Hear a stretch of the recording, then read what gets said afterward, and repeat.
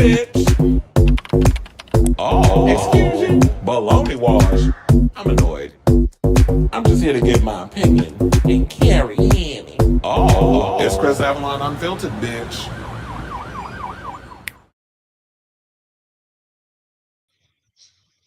Hey, what's going on, y'all? It's your boy Chris Avalon, and welcome to a brand new episode of Chris Avalon Unfiltered, a show we basically talk about all things going on in celebrity news and hot topics and all things pop culture. So if that is a thing that you would be interested in, definitely stick around because we got a lot of tea to spill today, including, and happy Wednesday, because yesterday I said happy Wednesday and it was Tuesday. Child, sometimes I don't be knowing which end is up in these streets. So, the times and stuff, well, the days I would say it just be blurring. But according to some of what topics we have, we got to talk about Christopher Landon, the former director that was supposed to do Scream 7. He's out promoting Drop. So he's basically opening up about all the drama that transpired with why he left the Scream franchise. Plus, we got to talk about I Know What You Did Last Summer. The director of the new film is teasing Brandy's return. Is she going to be in the movie? Is she not going to be in the movie? You just got to stay tuned and find out. Plus, we got to talk about all this drama surrounding Keri Hilson because she was up on the Breakfast Club this morning spilling tea about, she's got new music coming out, a new album, a new single dropped. I think it was like last week. And of course, she had to address the big story that everybody's continuously talking about, the Beyoncé drama that apparently blacklisted her for a long period of time when she did that Turn Me On remix. So we got to talk about that. Plus, Keke Palmer, everybody's talking about it. She apparently quietly got rid of that Jonathan Majors interview because she got a whole lot of backlash. Plus, speaking of people who love controversy, Kanye is out here trying to come for Taylor Swift yet again. We have to talk about Britney Spears is single because she done got rid of Paul Soliz again for the second time. Rosie O'Donnell apparently has cut off her troubled daughter, Chelsea. And Miss Chelsea out here, out of her $80 million estate. And Miss Chelsea is out here talking about she want to change her last name. Plus, one of y'all favorite pop stars about to host the American Music Awards. We got to get into that. Miss Jennifer. Andy Cohen. Apparently, he's going to be on the news a lot today because we got to talk about him in regards of last night's reunion when he went in on Kyle Richards for the Morgan Wade relationship and how she trying to play coy and whether or not she like to get her box eaten by someone of the same gender or no. So we got to talk about that. Plus, he's facing backlash after he had Raheem Shabazz up in the clubhouse. So we got to talk about that. Plus, Mickey Rourke is over there on Celebrity Big Brother being homophobic. And that's the UK version. So we got to talk about that. Plus, Matt Bomer is looking back on being outed by the tabloids. Bob the drag queen is talking about whether or not he's going to return to star in or come back to Drag Race to compete on the All Stars. And we got some sad news in the world of adult cinematography. We lost another gay porn star. So yeah, we have that and a whole lot more. But if you can, please do me a solid, or not if you can, please, if you can, I should say. Can you do me a solid and hit that like button and that subscribe button? Also, be sure to smash the notification bell so that way you know when we go live with a brand new episode of Chris Avalon Unfiltered. I'll also will be putting in timestamps in the following episode once the live stream is over.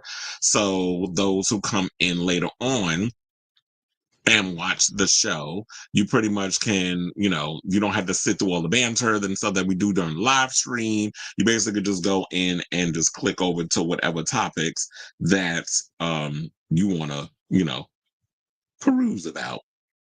I was like, child, I got so many people sending me messages and stuff. My phone has been busy all day, but I have not really been focusing on other outside stuff. I've been focused on trying to put this show together. It was such it was so damn stressful. Like yesterday it was like, oh yeah, it's not a lot going on. So we was able to do a couple of topics.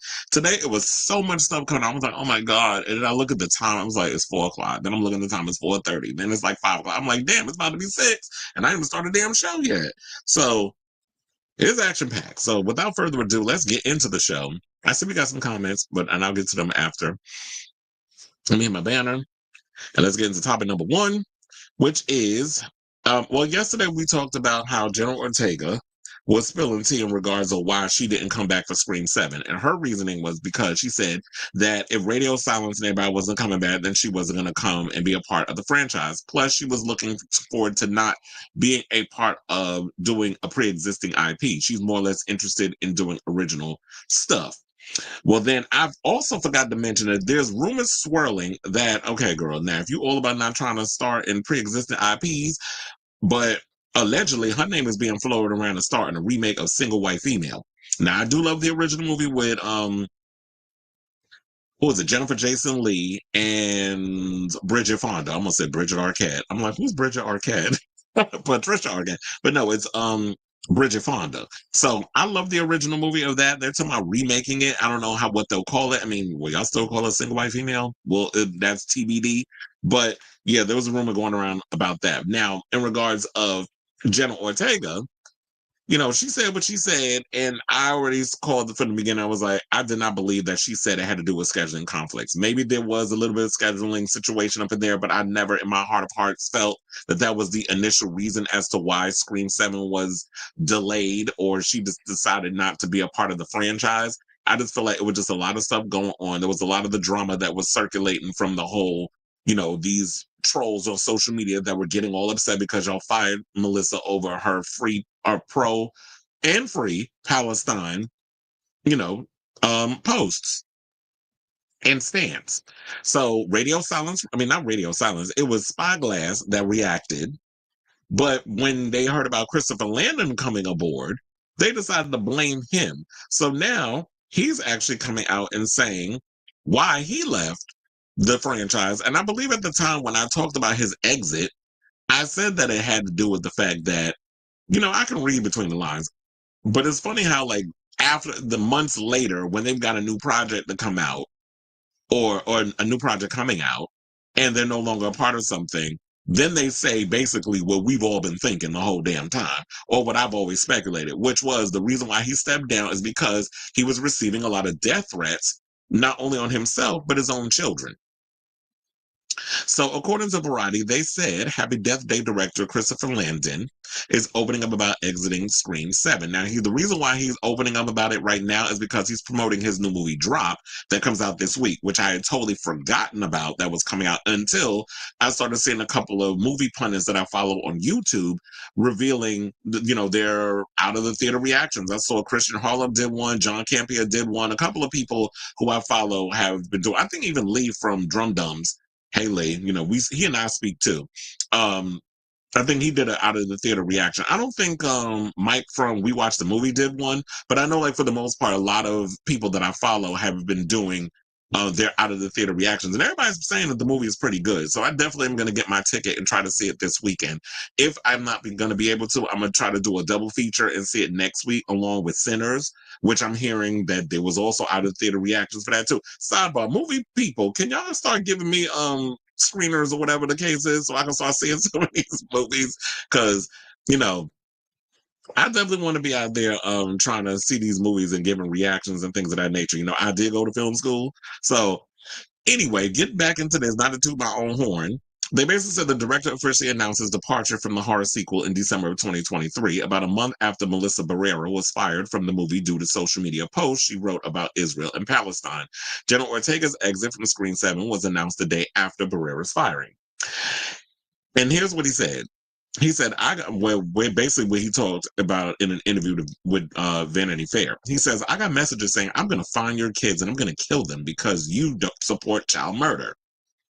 The head of security at various studios in the FBI had to examine the threats. It was highly aggressive and really scary. And I feel like at that point, when people go on social media and say stuff like that, I'm not taking it as, oh, you just joking. It's that same mess about that broad over there on Real Housewives of Atlanta. If you're threatening with me with some type of gun, I'm getting authorities involved. I'm not thinking of, oh, yeah, they're just kidding or whatever the case is. I'm getting everybody involved. I don't give a good goddamn. So then Landon also said that he was originally blamed for Barrera's firing since he was the director attached to Scream, adding, I think in the absence of people understanding how Hollywood works and what the hierarchy is, the fans were like, that's the guy. And so they came for me, Knives Out. And I think also, and that's what I said, that is a problem with a lot of people who don't understand this industry, who have never stepped foot on a set, who don't know how things work behind the scenes. They saw that Christopher Landon was the director. Oh, so we need a scapegoat because we can't get to the head of Spyglass. We can't get to those other executives because we don't know who they are. So you go with whoever's the face of whatever at the time. If Wes Craven was alive and was directing that damn movie, they probably would have came and threatened his ass too, because they would have been like, "Oh, he's a director, get him." So anybody that came on board in this film, it was just doomed to fail. Hence why I feel that the smart thing, whether you agree with Spyglass or not, was to ask Kevin Williamson to direct it, because Kevin Williamson created the Scream franchise. He wrote, he created Sidney Prescott. He created Stu Macher. He created Billy Loomis. He created Gale Weathers. He created Dewey Riley. He created Tatum Riley. He created all these characters. He didn't create the Carpenter sisters. And while it was cute or whatever that they were part of the franchise and they wanted to, and Radio Silence wanted to give us something different, they felt like your standard generic run-of-the-mill final girls. Like, they really didn't, no shade, they just didn't stand out to me in this franchise. And I'm all for, the pro-Palestine stuff. If y'all been following me on social media, y'all already know where I stand on that.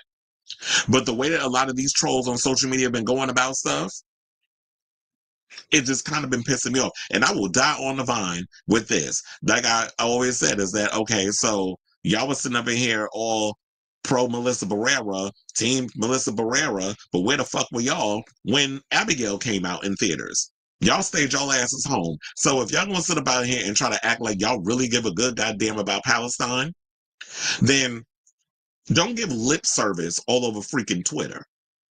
Actually walk the walk. Because people's true intentions show in their actions, not what they write in 150 words or less on Twitter. However, how many letters you can put up there, it's probably 125. I don't keep count. But the amount of stuff that you post on Twitter, you got to show it in your actions. I don't go by people's word. I go by how you behave and how you move in these dire times. So he also said, I did not fire her. A lot of people think I had something to do with it, and it was not my doing. I had no control of the situation at all. And what people need to understand is he's a movie director coming in on a big tentpole, pre-existing franchise, courtesy of Paramount and Spyglass. They're the ones who own the rights to the movie. Christopher Landon, who, sidebar, I was shocked to find out how many people did not realize that that is Michael Landon's son. Now, if y'all don't know who Michael Landon is, Michael Landon was a big time actor from I believe the 70s and 80s. Like when I was a kid, I grew up watching shows like Little House on the Prairie when they were in reruns. He also did a show called Highway to Heaven. So Michael Landon been around for he was a big iconic person within the movie and TV space. And Christopher Landon is Michael Landon's son. So I was always surprised that people had no idea who Christopher Landon is the son of a famous celebrity from way back in the day. So yeah, that had nothing to do with him. The thing was that Christopher Landon was a hired hand to come in and give his perspective of the Scream franchise. Probably come up with some script ideas, right? And then come in and direct it. They probably already had. I think they already had the person who was going to write the script. But I believe that Christopher Landon was going to come in because he does kind of come in and spruce up other people's scripts as well. Like even if he's directing or not directing a movie, he will do a little co-writing on a project. And I believe he would have came in and threw a little of his own little isms and sauce on the franchise. In Scream 7. But unfortunately, we didn't get that because you incels had to get all up on social media, you basement dwellers, and had to get on social media and threaten a man about his kids. First of all, you step to me and I got children, your life is going to go before theirs. I guarantee you that. Because people like to run out here and start trying to put idle threats, but y'all too pussy to do it when y'all get, in person. Y'all like to hide behind your little keyboards with all this buffoonery. So he also said that when Landon announced his exit in December of 2023, he wrote on social media that getting Scream 7 was a dream job that turned into a nightmare. He told Vanity Fair the death threats against him are why. He said, I decided I didn't want to give any part of myself to that. For me, it was not worth it. I would rather put my efforts into something else where I could feel appreciated and respected. The hate and abuse really spoiled it for me, and I lost my love for the idea of going forward. In the midst of all the chaos, I was grieving the loss of one of my dream jobs. So it's like this was an opportunity of somebody like when you look at any of Christopher Landon's films, when you look at Freaky, when you look at Happy Death Day 1 and 2, when you look at I think didn't he also do Zombie Guide to the Apocalypse? I think he did that movie too. But if you look at many of the Christopher Landon films, if you ever look at the overall tone and the way he writes a lot of his characters and things of that nature, it very much feels like it is Scream coded or Scream inspired.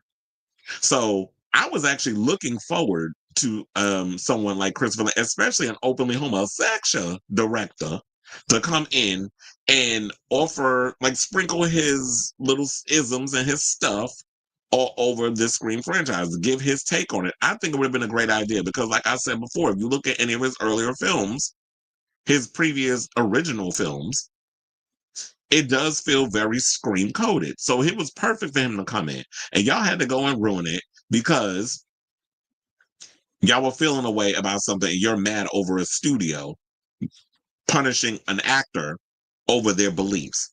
When you're dealing with films and stuff, you don't get to have an opinion, apparently. You got to be a vapid blank slate.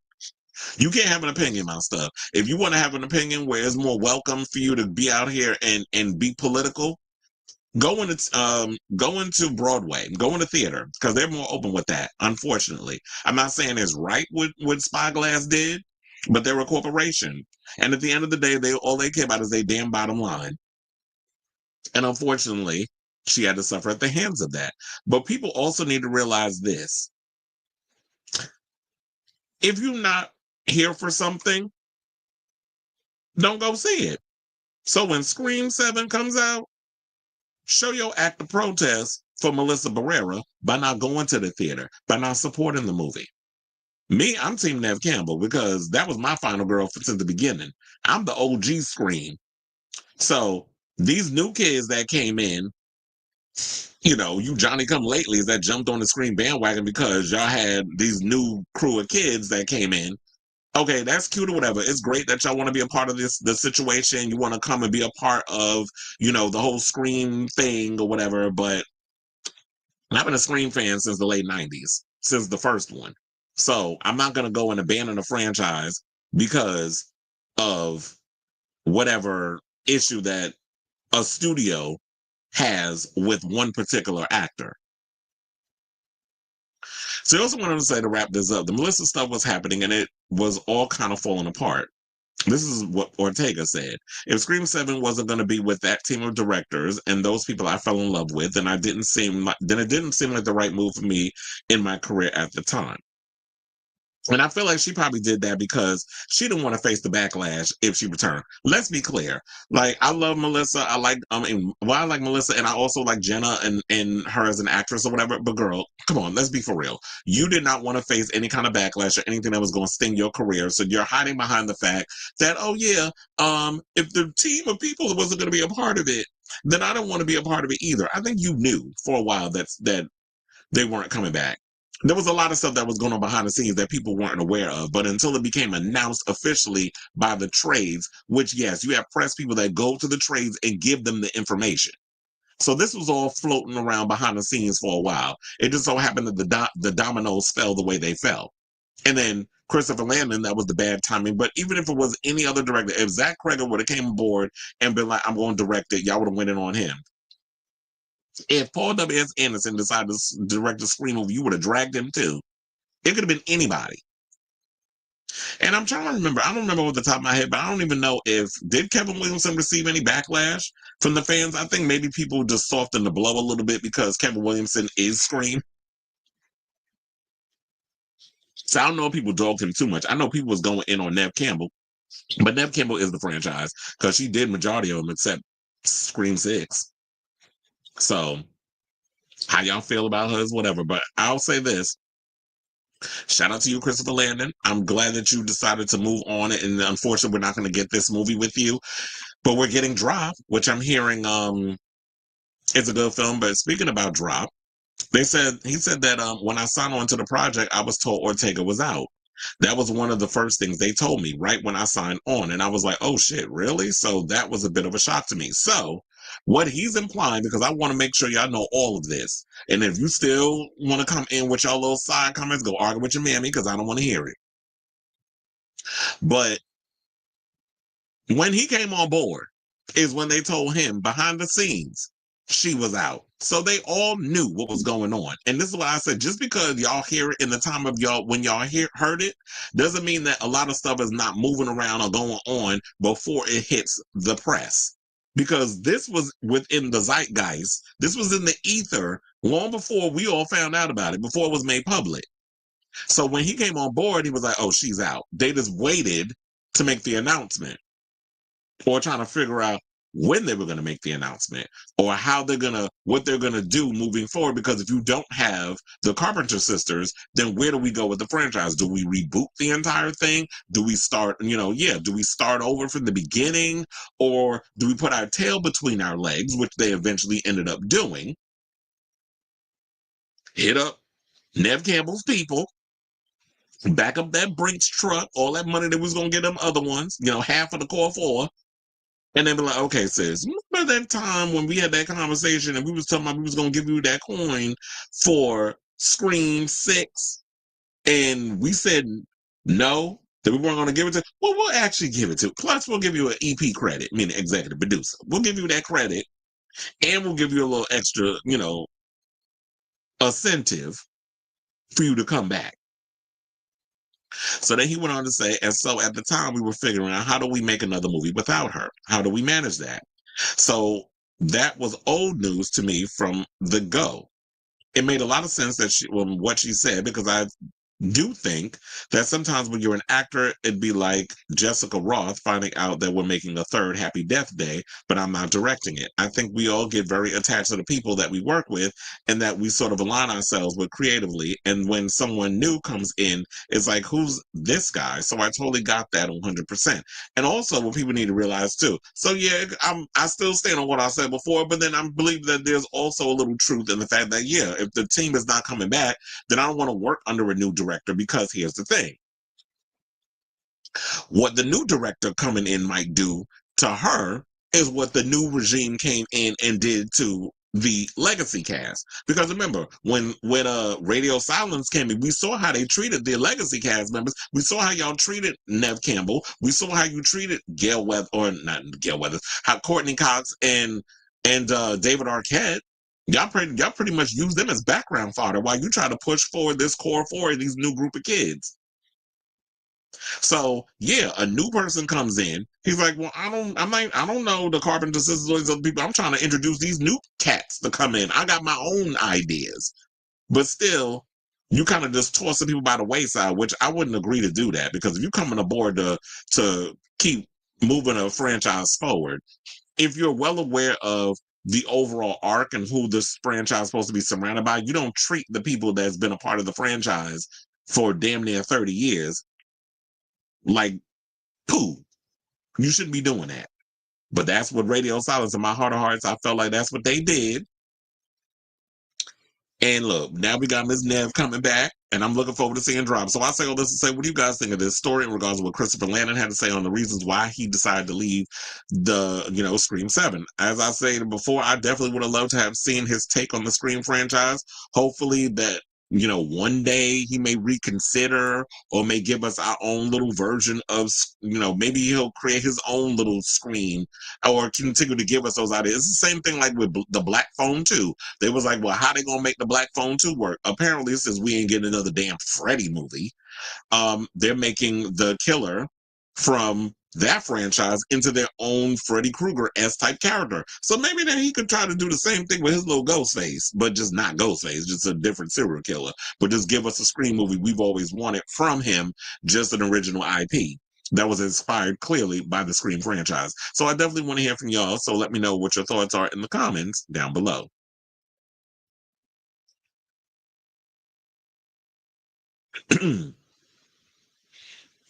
Onyx says Addison Rae is teasing a new song, Headphones On, that many people are saying is inspired by Madonna, more specifically the bedtime. Why is everybody inspired by bedtime stories or Ray of Light? We got FKA Twigs with that inspiration, and then we have Addison Rae. Well, I definitely want to hear it and see what it sounds like. Speaking of which, I totally forgot this week is Coachella. Until I was just like on YouTube and I seen like there was some reminder on for all the different stages what they're gonna be doing. I totally forgot Coachella is this weekend. And I'm not really that impressed with who they replaced. Speaking of Coachella, who they replaced FKA Twigs with. Like I got Weezer, even though I did work a Weezer concert, and their concert is pretty good. But they got him and then Ed Sheeran. I'm like, really? Ed Sheeran's boring to me, but whatever. I wonder if the tickets, declined when they found out those two were going to be performing. And they said they're going to be on the smaller stage. So clearly they're not that interesting enough where, oh, wait a minute. Isn't Lady Gaga performing at Coachella this weekend? Bitch, it's about to go down. I'm looking forward to seeing that show. Between Broadway and the music industry, you're allowed to be political, it seems. Hollywood, because of funding by Shell.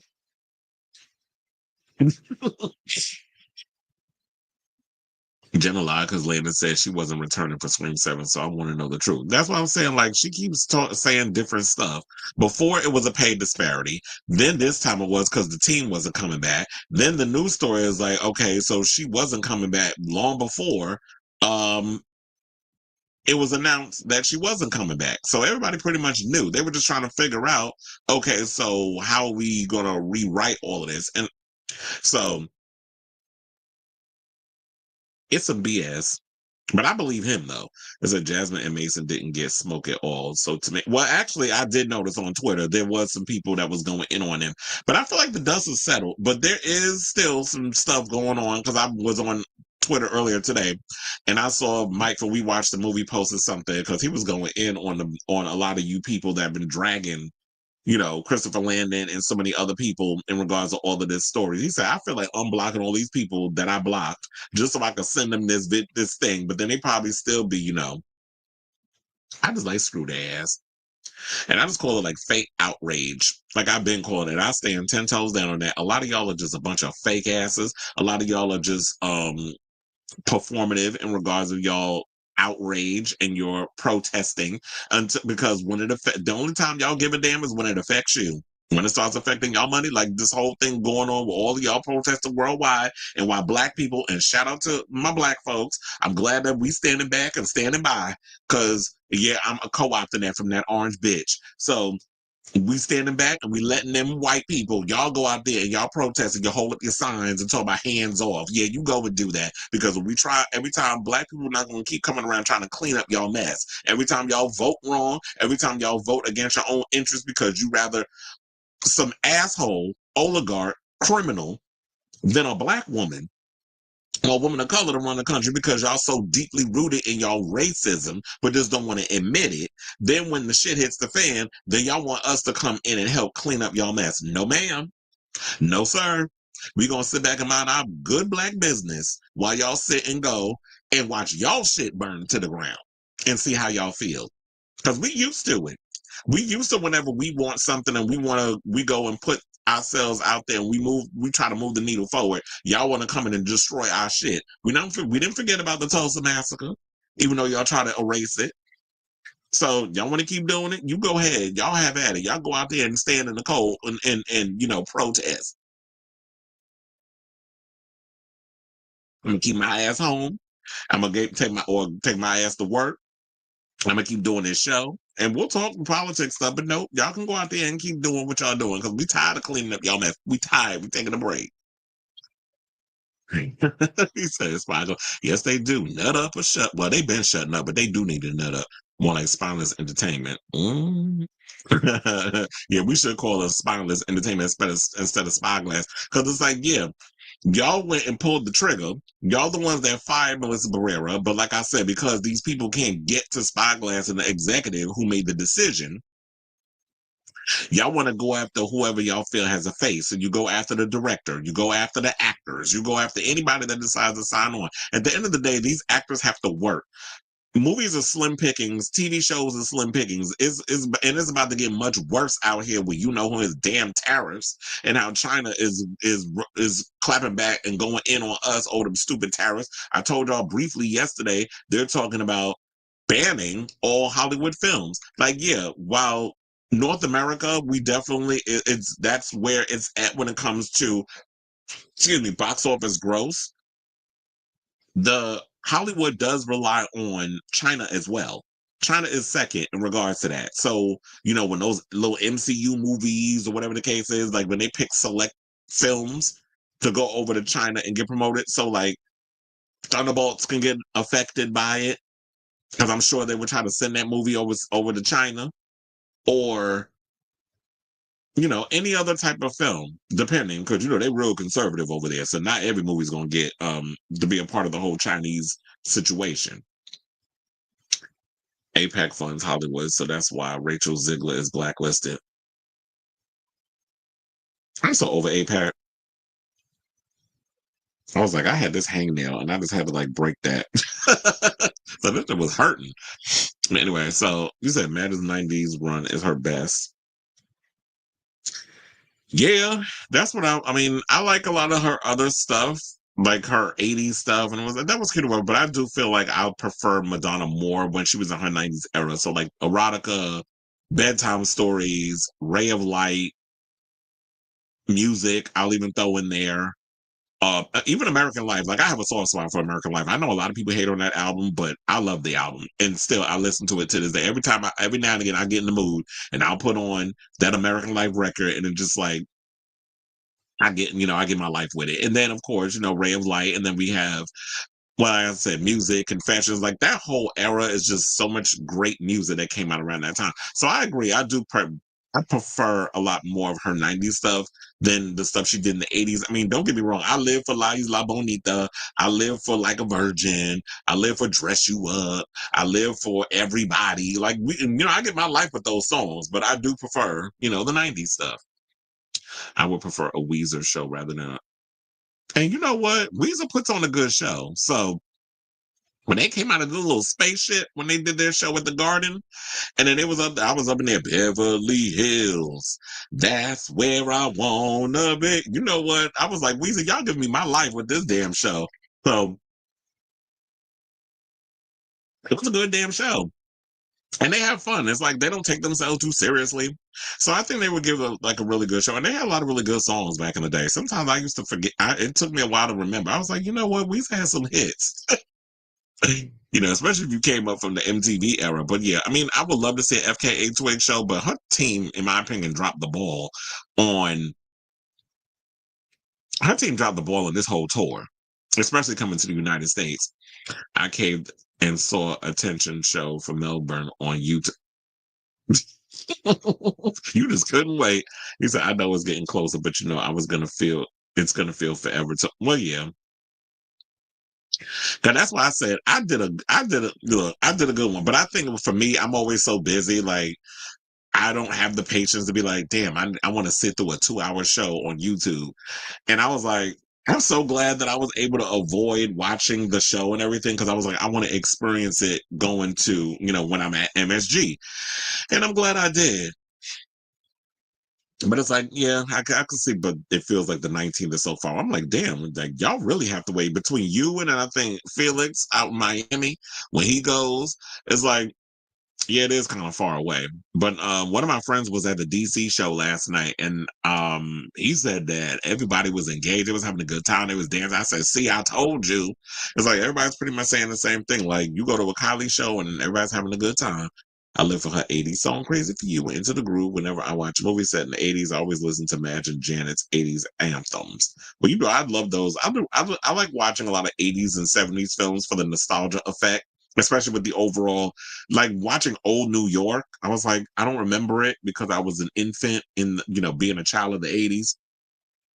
But watching those old movies and stuff and old shows, I'm like, oh yeah, look at New York. Especially when I be watching like New York Undercover. I was like, yeah, that's how New York looked back in the. Or sometimes when you see the Twin Towers, I'm also very excited for upcoming out. It sounds like oh, you say oh, you talking about Madonna? So wait a minute, Kylie putting out another record? I'm like, damn. It sounds like it's her and Stewart only, and I'm here for them taking breaks because it can expire songs that might replace songs that. And I think like that's and you know what, that's what she is. She's always about like the mood and things because I remember I think that was like around the time when she did Rebel Heart too. Like she was in these sessions and she was feeling inspired and they would come up with stuff and I think like yeah, take a year to make a record. I don't feel like records should be made in like 2 weeks. I feel like I want to feel inspired. Let's work on a couple of songs. Let's work on maybe 5, 6 songs a week. Work on something for like a good 2 weeks. Take a break for like a couple of days. Come in. Let's work again. See what we vibe. I'm gonna go out and get inspired. Maybe go to a museum, read a book, go see a movie, whatever. Like that's usually how I get inspired by stuff. It's like I need to get inspired by. Like I'll look at magazines. I'll look at fashion. I listen to music. I'll watch a movie. I'll just observe, look at stuff. And so I like the fact that she's taking breaks because they've been working on this record for like almost, I feel like almost a year. And then who knows? We'll probably get the album like we said yesterday, right? Yeah. Because we talked about her and Elton yesterday. September, October, we could probably get it. And who knows? Maybe we'll get a tour in 2026.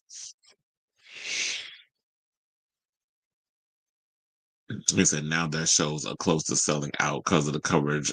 Yeah, and I was saying that before. I said I feel like, and that's why I said the smart thing for her to do is Madison Square Garden because I know a lot of people saw that footage online. Especially, I told y'all when they was outside playing Kylie's music, they was playing Love at First Sight. They was doing the locomotion, and afterwards they was dancing. But you know what? They do that a lot. A lot of times, what y'all don't see, like especially if I'm leaving the garden and I'm heading home, like towards um if you go, where is it? Like seventh? Yeah, like if you go towards Seventh Avenue, that's like usually where people enter to kind of go to, the ticket booth or going in. If they're going into Two Penn and that sort of thing.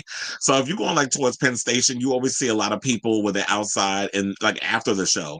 There'll be like those. I don't know if y'all have them outside of New York, but we have like these guys that have like these carriages. Remember how they used to do it with the horses and the carriages? Now they have people who like ride a bike and then they carry you around in like the carriages. But now after the show, they'll play music of whoever's performing that night, and they'll want to ride you around New York City and stuff. So I'm like, those are really cool. We have those, and then there'll be people outside that's blasting music of whoever the artist is, and they'll be outside dancing and having a good time. So, yeah, I do feel like because of the success of the 2 nights at the Garden, and people have been seeing all those stuff online, and all the media people have been writing up articles about it. I feel like because of all the hype surrounding it, it has boosted her ticket sales. And then on top of that, with Padam Padam finally going gold in the US, which that was mentioned at the Garden, I feel like that people are in a place of FOMO. Like the second Revenge of the Nerds movie was filmed in Fort Lauderdale Beach. It looks so different. Yeah, that's why I was like, when you look at certain things, it's like, well, damn, it don't look like that no more. So that's why I live for like when I watch old stuff. Even when I watch Sex in the City, I'm like, oh, that's not there no more. And that's why things change so much in New York. Yeah, I do agree. Well, I'm glad you. I said I agree. I said it earlier when we were having a conversation off camera. We said, yes, Atlantic City definitely needs to reinvent itself. I've been saying that we need our own East Coast equivalent of Las Vegas. I guess some people would consider that New York or Broadway, but I do feel like Vegas. I mean, not Vegas. Atlantic City needs a makeover. We need our counter Vegas, whereas we have a lot of events and establishments and things where people can come and spend money and things. But with this current idiot in the White House, he's trying to destroy tourism because tourism definitely helps with, you know, us making money. And when you create enemies every damn where, what do you expect? He thinks he's so invincible. Like he thinks like Mar-a-Lago keeps him safe. Child, somebody gonna get his ass. You keep it up with all this foolishness. But but I do agree. It's the fact that Vegas is everybody's going to Vegas, and there's nothing exciting about it. Child, quiet as it's kept. I heard Vegas is not really as booming like they were before. But I wonder how them tickets are doing out in Vegas. or LA or any of the other establishments post the show. That's why I said I think a lot of people was waiting. But yeah, once they heard about the New York shows, all of a sudden everybody's, getting excited and wanting to buy tickets. But anyway, let's move on. Okay, so let's get into some more horror movie news, and let's talk about I Know What You Did Last Summer. So yesterday we revealed some photos, exclusive photos, courtesy of People, where we got to see Jennifer Love Hewitt, Freddie Prinze Jr., and we got to see the new cast of characters that are going to be a part of the I Know What You Did Last Summer requel, which is a reboot and a sequel, but they're saying it's a direct sequel. But I'm assuming that it's a sequel to I Know What You Did Last Summer. Well, I Still Know What You Did Last Summer, because they did say that Brandy's character Carla Wilson is canon. So speaking of Carla Wilson, apparently the director of the film, people are asking if Brandy Norwood is going to be making an appearance and reprising her role as Carla Wilson in the new I Know What You Did Last Summer film. And basically, Jennifer Caden Robinson, who's directing the film, told People, or teased People, and I'm talking about People magazine and Us People. She said, you'll have to go see the movie. So for those of you who wonder, the movie does come out on July 18th. Now, the film, basically, the plot, I should say, of the film is when five friends inadvertently cause a direct car accident, they cover up their involvement and make a pact to keep a secret rather than face the consequences. So a year later, their past comes back to haunt them, and they're forced to confront a horrifying truth. Someone knows what they did last summer and is hell-bent on revenge. Now, when we talked about it yesterday, they did say that the film is way more brutal than the original I Know What You Did Last Summer and its sequel. And they said they also lean into the absurdness of the franchise, which I'm actually glad to hear in regards of, because yeah, when you look at I Know What You Did Last Summer, it was something that was on paper absurd, but I felt like the franchise took itself a little bit too seriously. They said it's going to be a lot of pretty gnarly kills, which I'm glad about, because I do feel like maybe it was a product of the times, that because it came out in the 90s, that they were kind of falling back a bit on the blood and the gore. It took a long time to get going, because it was all about that, the killer was stalking them, and he was kind of like in the background in the shadows, and he was taunting them and doing crazy things. Like he would cut, Helen's hair and then, botch that up because she was like a prom queen or whatever. Like she was little Miss, where they live, North Carolina. It's like, she was the star of the town, and he chopped her hair, and then, there was crabs and a dead body in Julie's trunk, which basically was the dude from, what was Johnny Galecki. When they killed him, he had them crabs and stuff all covered all over. I was like, I hope that was a fake body, because there ain't no way in hell you having me do that scene. I am not getting in the back of nobody's trunk, and you're gonna have me for real getting crabs crawling all over me.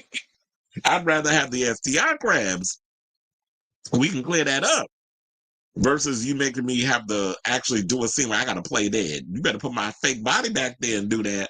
So, when they were just doing all the taunting and then of course then when Ray says, I got a letter. And then Ryan Phillippe character is like, oh, you got a letter? Ooh. So I do love there's certain parts of that movie that is just hilarious. I'm glad that they're leaning into the absurdness of the I Know What You Did Last Summer concept.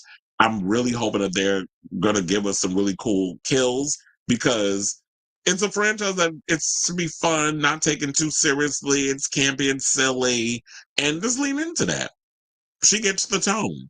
I don't feel like that the directors of the previous films understood the tone. I think the reason why we love the film so much is because the people that was in it sold the film and made it bigger than what it was.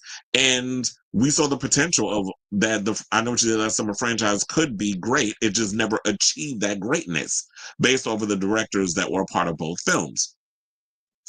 So, so as you of course know, that one by one they're going to be stalked by the killer and taken out, and then they find out that this is not the first time that this has happened. That there was a similar situation that happened, basically the Southport massacre of 1997, and then so they seek out Julie and Ray to find out how they survived the matter. Which we could pretty much sum that up. They basically killed Ben Willis and Will Benson. Which that was such a dumb concept regardless of Will Benson, get it, Benson. Ooh. It was like, oh, you get brownie points. Somebody wants an Oscar for best original screenplay because they were willing to come up with Will Ben's son, Ben Willis. Ooh, genius. You're so smart. So I'm actually looking forward to seeing this movie. I think it's also pretty clever that the director's like, well, the only way you're going to find out if Brandy's in it is you have to go to the damn movies and see it. Or hopefully people will, that's smart because one of the things that has irritated me about Scream 7 has been all these announcements of, oh, you're bringing back Scott Foley. You're bringing back the actor, what's his damn name? Now I'm forgetting names. Now you're bringing back Stu. Now you're bringing back all these characters supposed to be dead. David Arquette's supposed to be coming back. All these announcements y'all were naming people, and it's like, well, why are y'all announcing all of this? Like, it doesn't. Like, we're all skeptical. I mean, and coming up with our ideas of what we think the movie's going to be about with AI and all that other stuff. But I would have liked to have gone into Scream 7 pleasantly surprised that y'all had a couple of these cameos of people that's supposed to be dead are coming back to the franchise. Because we don't know in what capacity they're coming back, but the idea that we know that they're coming back, it just felt like to me that Spyglass is a little worried based listening to these people over there on social media trolling and bullying and all this other stuff and the death threats that they're worried about that they're not going to make the money that they want this franchise to make. We got to see a trailer. We got to know what's going on with that. Speaking of trailers, before we make a decision. Now, speaking of trailers, I was going to say, what's up with the I Know What You Did Last Summer trailer? The movie's supposed to be coming out in July. We're already in April. So while they're showing photos and they're talking, the director's talking, and all these other people are talking, we got Jennifer Love Hewitt speaking out. Can we get a trailer soon? Because I know y'all showed some stuff at CinemaCon, and so far they started showing what they've been showing at CinemaCon. They showed us the 5-minute video of from Superman.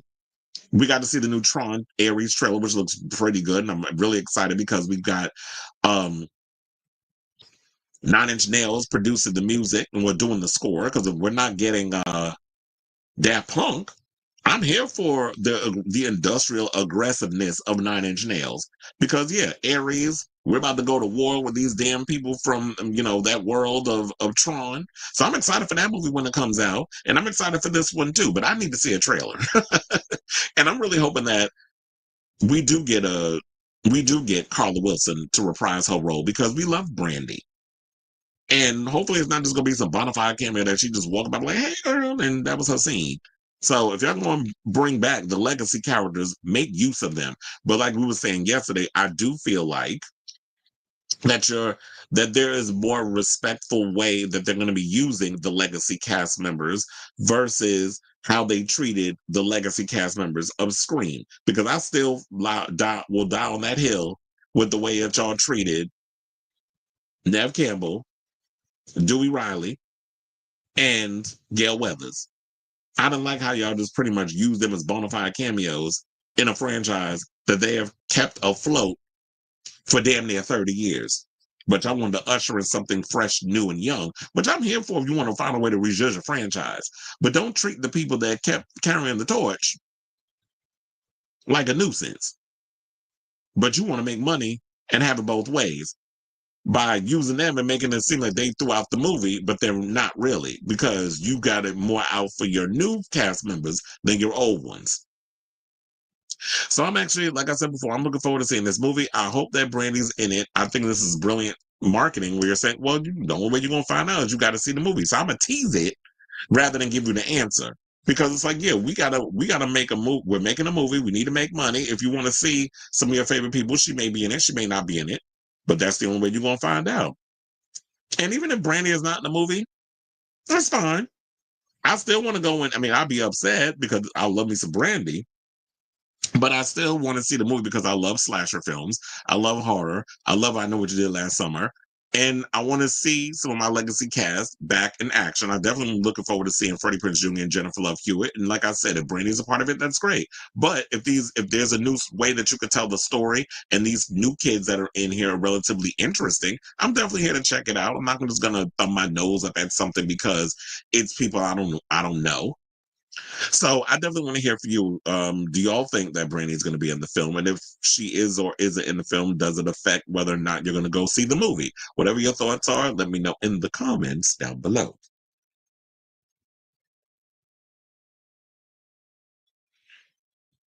Robert says, I heard there's gonna be no trailer as the director feels trailers gives too much anyway. She wants the cast to sell the film and us to go in blind and not know anything. Really? That's gonna be I don't know if that's a good idea.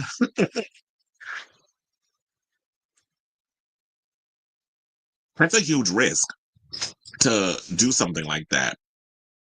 Where it's like, oh well, we're not gonna give a trailer. I don't want y'all to know what the movie's about. Well, we'll tell you what the movie's about. We're selling it in the media and the press, but we're not going to give you um, a trailer. But I do agree that there are trailers that give away way too much. There have been too many trailers out here as of late that I'm like, damn, you just showed me the whole freaking movie. You know who's been doing a great job with their trailers? That I'll have to give it up to them. Thunderbolts has been doing a phenomenal job promoting this film. I know, like the way they've been releasing trailers, especially now since we've got to see Void and Sentry. Even those scenes, I'm still like kind of like we still don't know what's going. Like we'll see, you see little clips and things, but it's like you still are like, what's the plot of this movie? What's going on? But I think what it is yeah, they created their own little superhero god Avenger type, and then he goes bad, and now you're trying to get these people to stop him. Now, when you look at the Thunderbolts, it's like none of y'all gonna be able to stop Sentry or slash Void. There's no way in hell y'all gonna be able to stop them, him, whatever you want to call it. Which was originally supposed to play by Stephen Yeun, but they wound up getting a different actor after he stepped away. I still would have liked to see Stephen Yeun be a part of it. We got Lewis Pullman now, who I like. But I like the way they've been promoting the movie. Like they're giving us a little bit, but they're not spoiling a whole lot of stuff. And maybe they can learn how to do that. I don't know. I haven't seen the movie. I don't know what's in it. So I don't know how they could cut their trailer.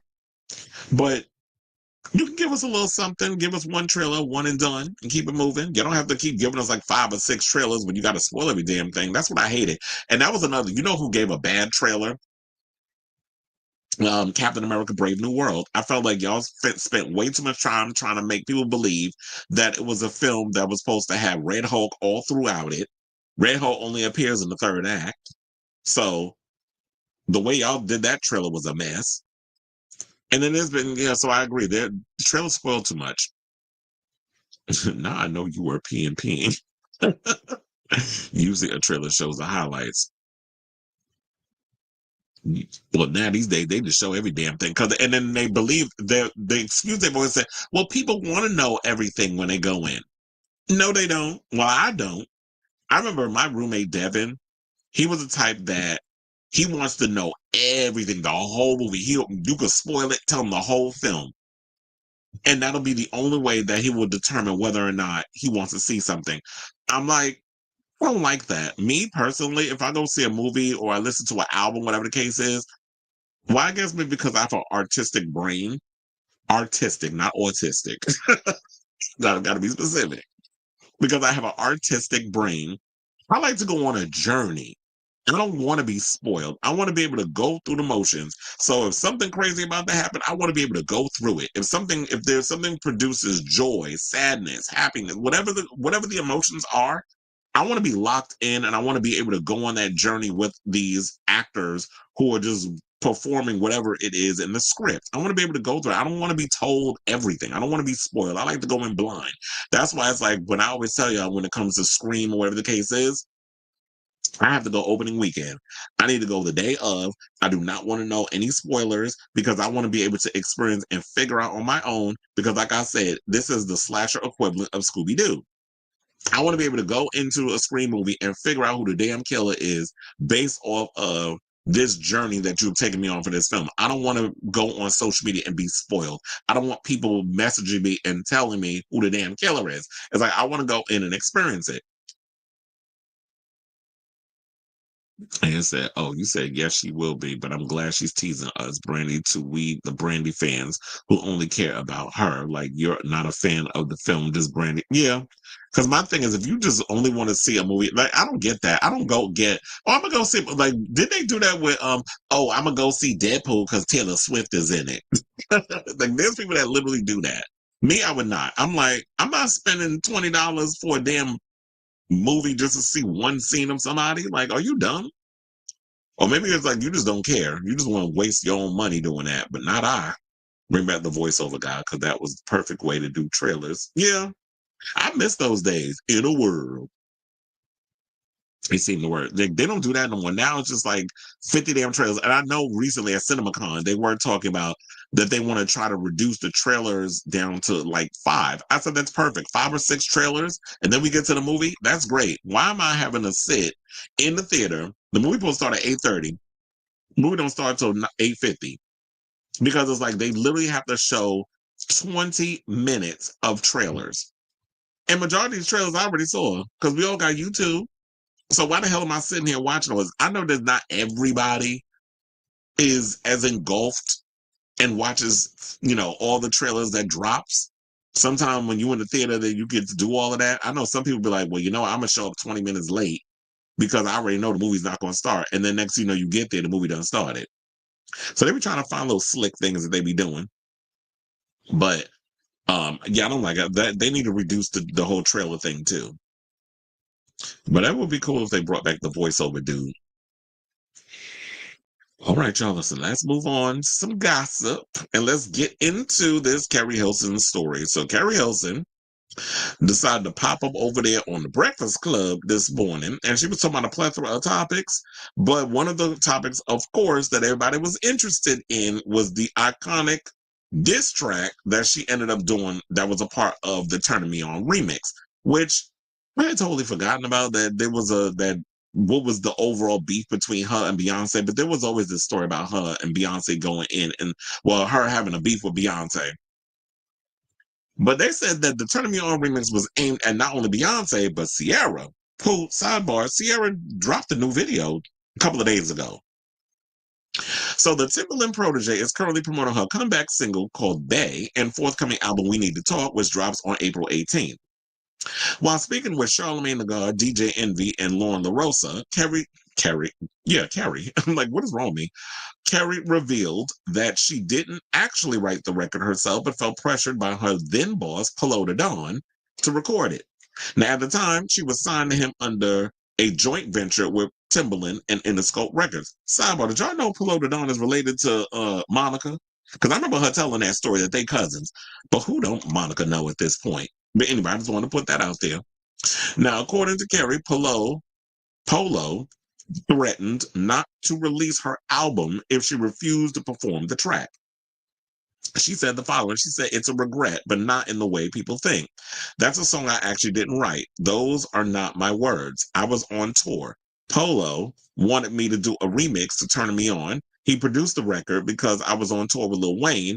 I wasn't able to lay anything down. He had been on me for a couple of weeks saying we need to do a remix. He had another writer in our camp at the time. He had her write this. He played it for me. Meanwhile, I'm thinking I was coming in to write a remix to Turn Me On. Automatically, I was saying, I'm not saying that. That was not that was my position. I'm an athlete. I am competitive, but I am not nasty. I'm a finesse player. I don't look at things like that. Now, Keri described Polo as being forceful and pushing the record despite her clear objections. And she said, I was in tears, I was crying, I was adamant that I did not want to do that. She also went on to say that I was super young, I felt like I had no power, I felt I had no choice. So people need to realize, and you know what, we don't be sitting there thinking, in that context, we were thinking like all these artists, yeah, they have their career in their hands. They're able to no, as long as you sign to a major label, they're the ones that control the purse strings. They're the ones that tell you what it is you need to do, unless you got some good damn protection. And the one thing about Beyonce had good protection. She had Matthew, her father, who ain't played no games with people in this industry, and then she had Jay-Z. Wasn't nobody gonna mess with her after she got with him. But in regards to Keri, I was like, I wonder what was Polo's issue with Beyonce that he felt the need, oh yeah, we need to do this remix and we need to go throw shade at Beyonce and we need to go after Keri Hilson. I mean, not Keri Hilson, that we need to go after Ciara and I'm going to use you to be this person to do it because she was under, like I said, she was under Polo the Don and Timbaland, but she was more or less a Timbaland protege. And I love me some Keri Hilson. She had a lot of really good songs, like the pop R&B stuff, and it was like futuristic. So I liked a lot of what she was doing. Like, she's an immensely talented young lady. Now she is, but it was crazy what she had to go through. But guess what? So we ain't know who the person was that apparently was that wrote the song behind the scenes, that wrote them words for Keri to say, until Keri came out and said what she said. Now, guess who it was? Apparently, it was songwriter. It was none other than Esther Dean, because Esther Dean came out and weighed in on the situation. She wound up taking to social media and decided to own up to her past and issued an apology to Keri for her role in the infamous 2009 Beyoncé diss record.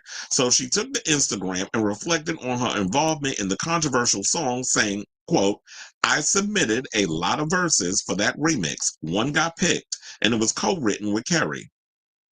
Looking back, it was childish and didn't age well. I see how it hurt people, especially women, and I take full accountability. I worked with and supported many women since, but that doesn't erase the moment. I'm sorry for my part in it. Growth is real, and so is this apology." So here's the thing. Now she's saying that she wrote the song. She said it was co-written with Keri. But Keri Hilson said that wasn't her words. So if you wrote it with her, maybe there was some things that she did right. There were some things you wrote. It was compiled together. And she was told that you got to say, what we want you to say. So yes, the apology comes after Keri opened up during the Breakfast Club interview, where she revealed that producer Polo the Don pressured her into recording the diss track, which is written by Esther. And that's what I think we have. I think I might have a clip of it. Hold on, let me see. Because I'm like, we can go over to the Jasmine brand. I don't think we'll get in trouble because the Breakfast Club be playing too damn much in regards of what they want. If you try to take license of what they doing, but I'm like, Chad, it's on somebody else's Instagram. I could use it. It's fair use. I mean, it says it. It's part of the, it's the law. But anyway, let's go to that clip so y'all can hear it. Because that's a song that I actually didn't write. Those are not my words. I was on tour. Polo wanted me to do a remix to Turning Me On. Mm-hmm. He had produced the record, and I wasn't, because I was on tour with Lil Wayne. I wasn't able to lay anything down. He had been on me for a couple of weeks about we need to do a remix. Okay, so I take off. It wasn't happening quick enough for him. I take off. We fly in, and he had another writer in our camp at the time. He had her write this. So he played it for me, like, this is the remix, because I'm thinking I'm coming in to go write a remix to Turning Me On. Like, The whole time I had been writing concepts, but I come into the studio and he plays me this verse, and I'm like, automatically, I'm like, I'm not saying that. Mm-hmm. That was my position. It's a regret, but not in the way that people would think, because that's a song that I actually didn't write. Tried to fight him on it, and I began writing my own. That's what I did with my time there, but I want to be careful with the word I use. Mm-hmm. It was quite forceful. You know what I mean? In an executive artist way? Yeah, in an executive artist way only. Mm-hmm. Involving others and kind of threatening my career in a real sense. Like, you're not coming, because my album wasn't out yet. So it was like, you're not coming out if you don't do this. And the mistake that I made was not continuing to fight, but I was in tears. I was crying. I was adamant that I did not want to do that. And for people that don't know, you were signed to Polo. I was signed to Polo and Timbaland. Correct. Yep. In a joint venture at Interscope Records. Yep. And I was young. I was super young. I felt I had no power. I felt I had no choice. Tried to fight him on it. And Yep. So there you have it. Because it's like, yeah, you have to realize when you're on the come up and you're young and you don't know your worth or your power and stuff in the entertainment industry, a lot of these executives who are in these positions, it's like, yeah, they can sit there, scream, and they'll flex and they'll try to get all up in your face with their hot ass breath and say all the mess that they say. And then, yeah, and her being in a position, it's like, yeah, I'm a songwriter, I'm an artist, I'm all this other stuff. Of course you're going to be in your emotions and in your feelings, and I'm glad that she owned up to her part in the whole situation. But I definitely disagree with somebody went and said, well, I do agree with this part. She said, I'm glad she acknowledged her part in this mess. She helped, but this part I don't. She said she helped destroy another Black woman, a hardworking, talented Black woman at that. Can y'all stop with the weaponization of what the Black woman is? No, first of all, Beyonce's career was destroyed by who? Because Beyonce still has a relatively exquisite career. So her career was not destroyed in the slightest. So what are you talking about, Willis? Then another person said, what song? Have you not been paying attention? It's like, reading is fundamental. And also perking up your ears is essential. So I don't understand how you up in here asking what song. And then another person said, we don't accept this BS apology. Well, bitch, you don't have to. That's the great thing about life. You don't have to accept it. It is not for you to accept. I'm out here, people, they ask me a question. I'm giving my side of the story. Esther Dean is speaking on it. And it is what it is. It's out there. Take it for what you will. It's not up for you to forgive and move on because the song wasn't about you. You're so vain. I bet you think this song is about you. Don't you? Don't you? Funny enough, people was in the comments said the writer was definitely Esther Dean. Another person, and was, and did. It was a hit.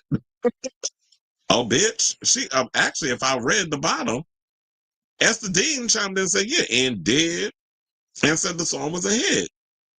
So after she, so I should point that out because after she admitted that it was her with the and did, oh, they dragged her ass on social media. I saw that over there on the Jasmine brand.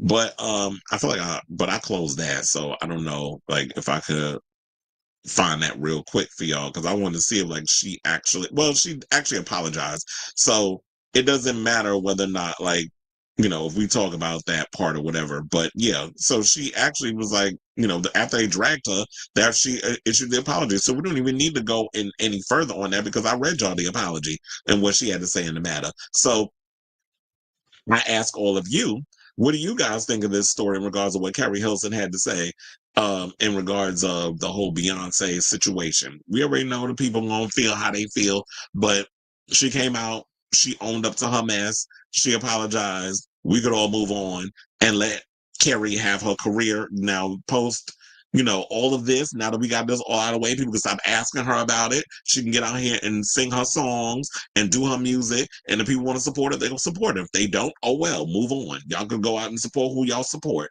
But let this girl live. Now, let me know what you guys think of this story after saying all of that in the comments down below. Okay, y'all. So now let's move on to our next story. Let's talk about Miss Keke. Speaking of accountability and moving on, because it seemed like a lot of people have a hard time moving on.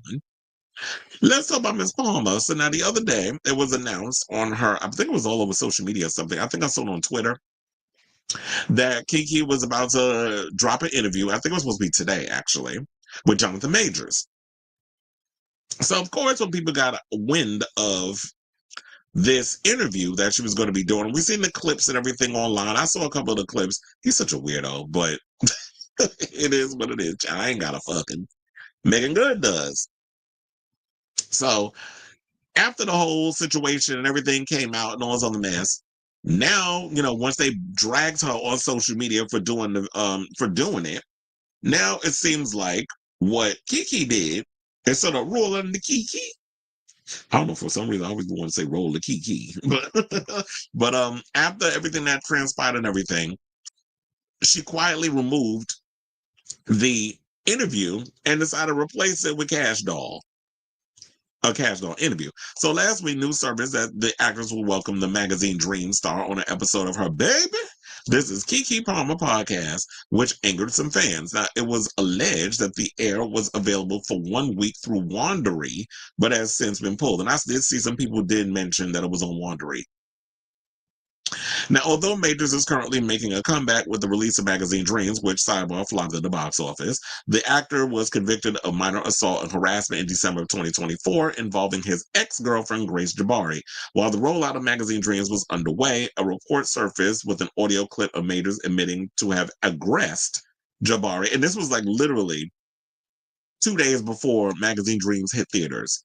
They decided, oh yeah, let's drop this aggressed stuff. When it was like, y'all could have released that back then when all of this stuff was high profile news.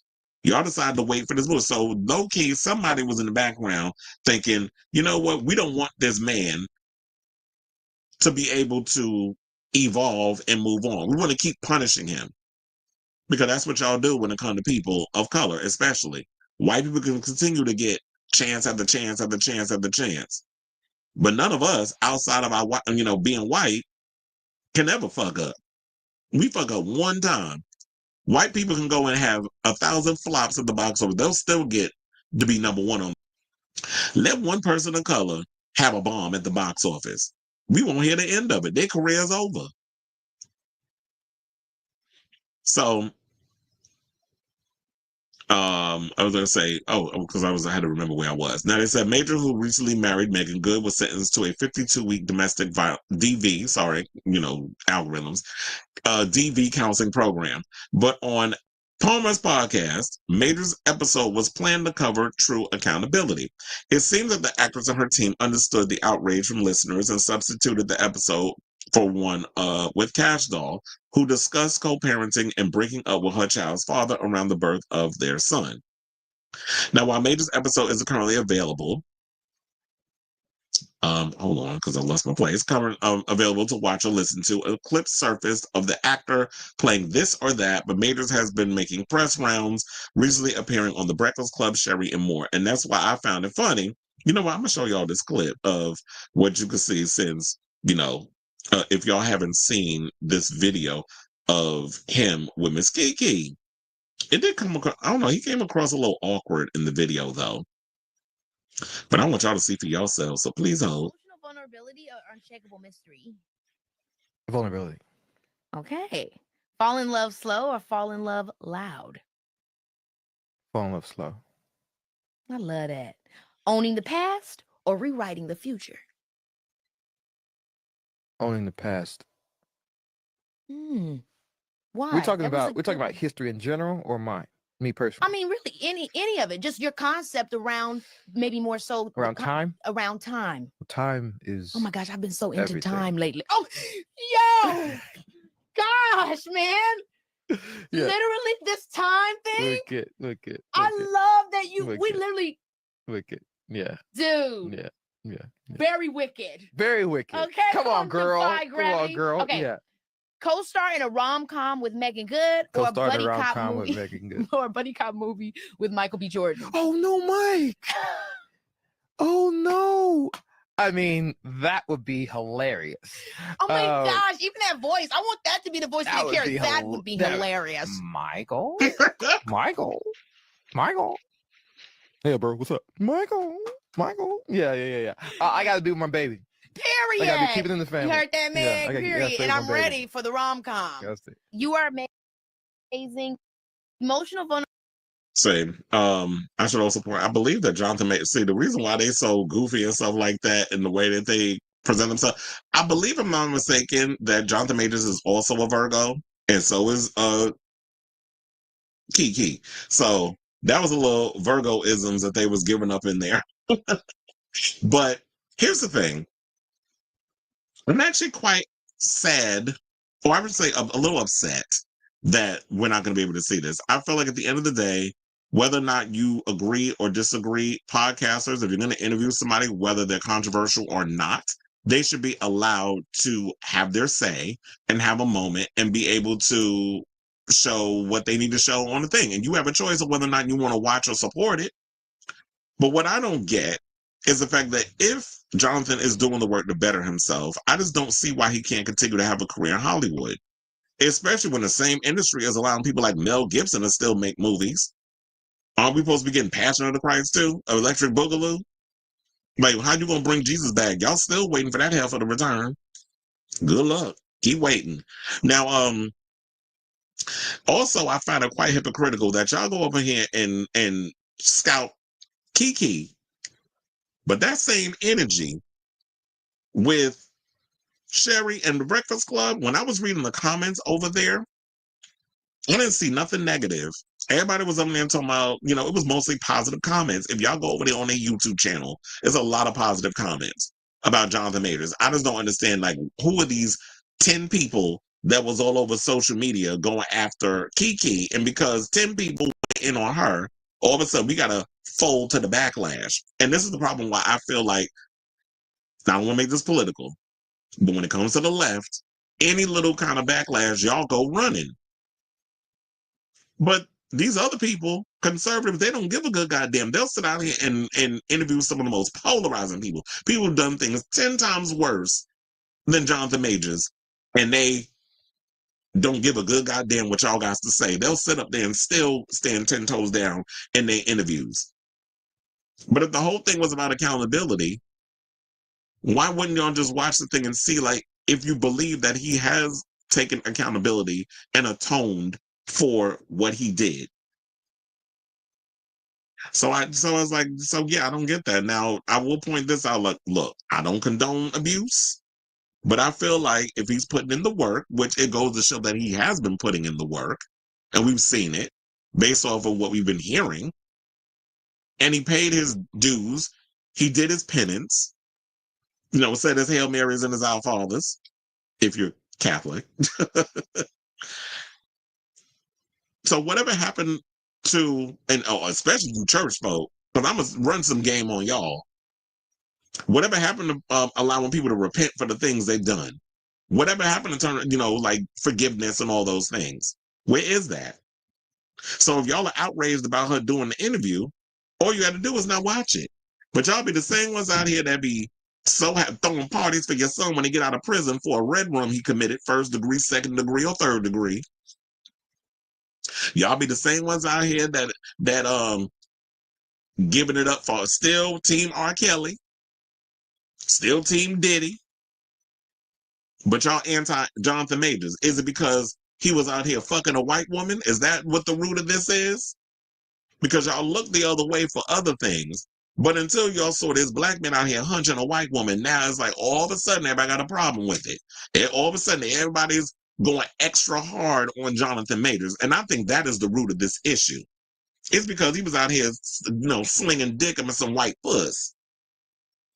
And so now y'all want to sit out here and drag Keke, and then y'all want to bring up stuff that she said back in the day about R. Kelly on the Breakfast Club and all this other stuff, which is valid if you want to drag her for some of that other stuff that she said back then. Somebody also jumped in my comments and said, "Oh, don't be out here making excuses for abusers." Child, you can sit and spin on a dildo full of spikes, because one thing you're not going to do is sit up here and accuse me of making excuses for abusers. I'm all about if people do things and they're held and they get in trouble for what they did, and they do the work, which comes to accountability, because I'm all about accountability for people. Because it seems like we're in that era now that people need to be held accountable. It seems like everybody getting held accountable for shit except this current president. He gets away with murder. Literally. So I'm all about that. If people are willing to rehabilitate and work on themselves and put in the work to make themselves a better person, if you putting in the work, then I'm willing to give you your flowers and root for you and hope for the best. I'm not somebody that is going to sit around here all just angry about shit and going in on people like, oh no, once a beater, always a beater. Once a cheater, always a cheater. Because you've been hurt in life. Seek therapy. That's what y'all need. Some of y'all need to do. I know it's expensive, but some of y'all need it. Trust and believe. So I say all this to say, what do y'all think of this story? Are y'all upset that the fact that Keke gave into this interview? Like I said, we all have a choice. If you are not here for Keke interviewing Jonathan Majors, then don't watch the interview. But I just don't understand that where was that same energy when he was doing the rounds for magazine Dreams, and he was sitting across from Sherry Shepherd getting interviewed on her show, and then he was sitting across DJ Envy and Charlamagne and them over at the Breakfast Club doing his interview. But y'all want to go in on Keke because I guess it's easy for y'all to go on her than y'all going on for them other ones. So let me know what you guys think of this story in the comments down below.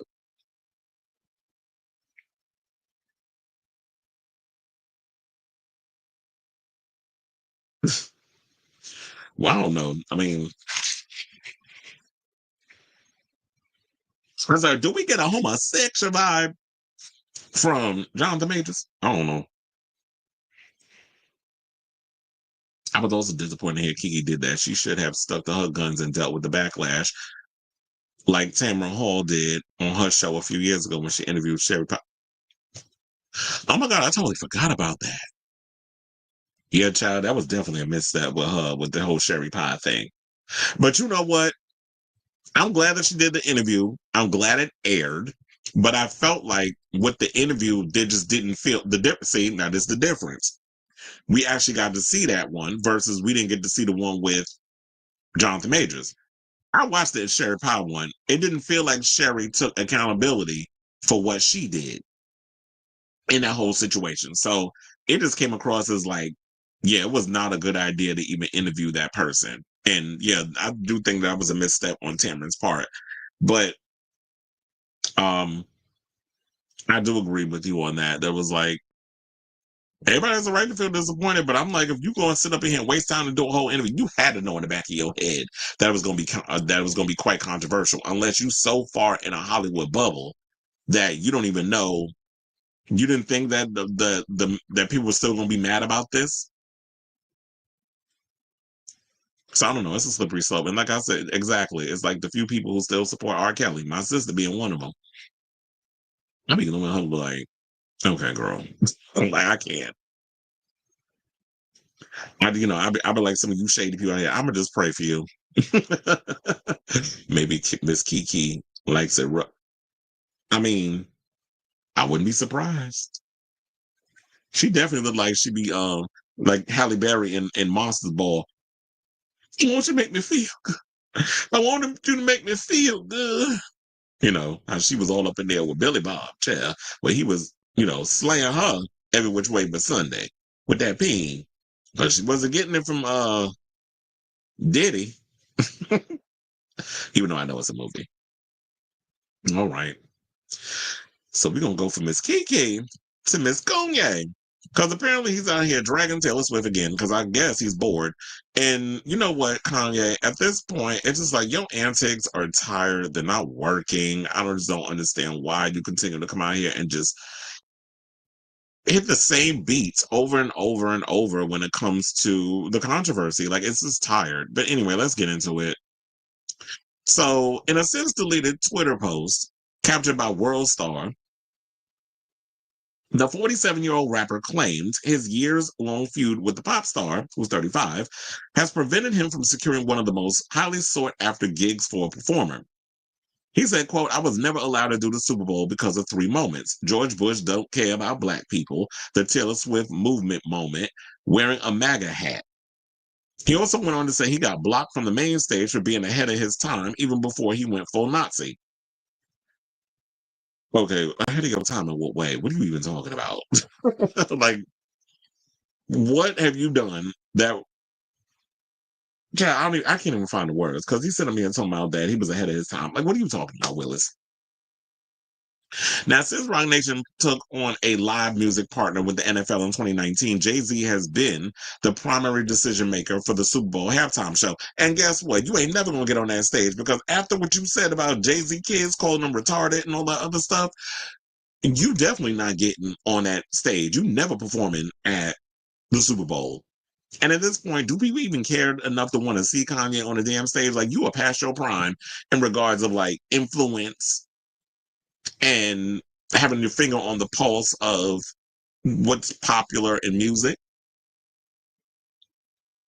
So yeah, they said Jay-Z and Kanye had a falling out in 2016 and have endured multiple beefs throughout recent years. Last month, West may have irrevocably damaged any chance of mending their friendship after making derogatory comments about his twins. Now, in a sensitive post, West used okay, we don't need to go into that because I just used the word earlier when I was talking about it. Now, previous musicians who y'all know have performed at the Super Bowl, including, most recently, Kendrick Lamar, Rihanna, Lady Gaga, Beyonce, Prince, The Weeknd, and Michael Jackson. The closest West has made it to the gig was in 2015 when he co-headlined a pre-Super Bowl concert alongside Riri. Meanwhile, Swift, who has never performed at the Super Bowl, reportedly has Jay-Z's full blessing to perform it.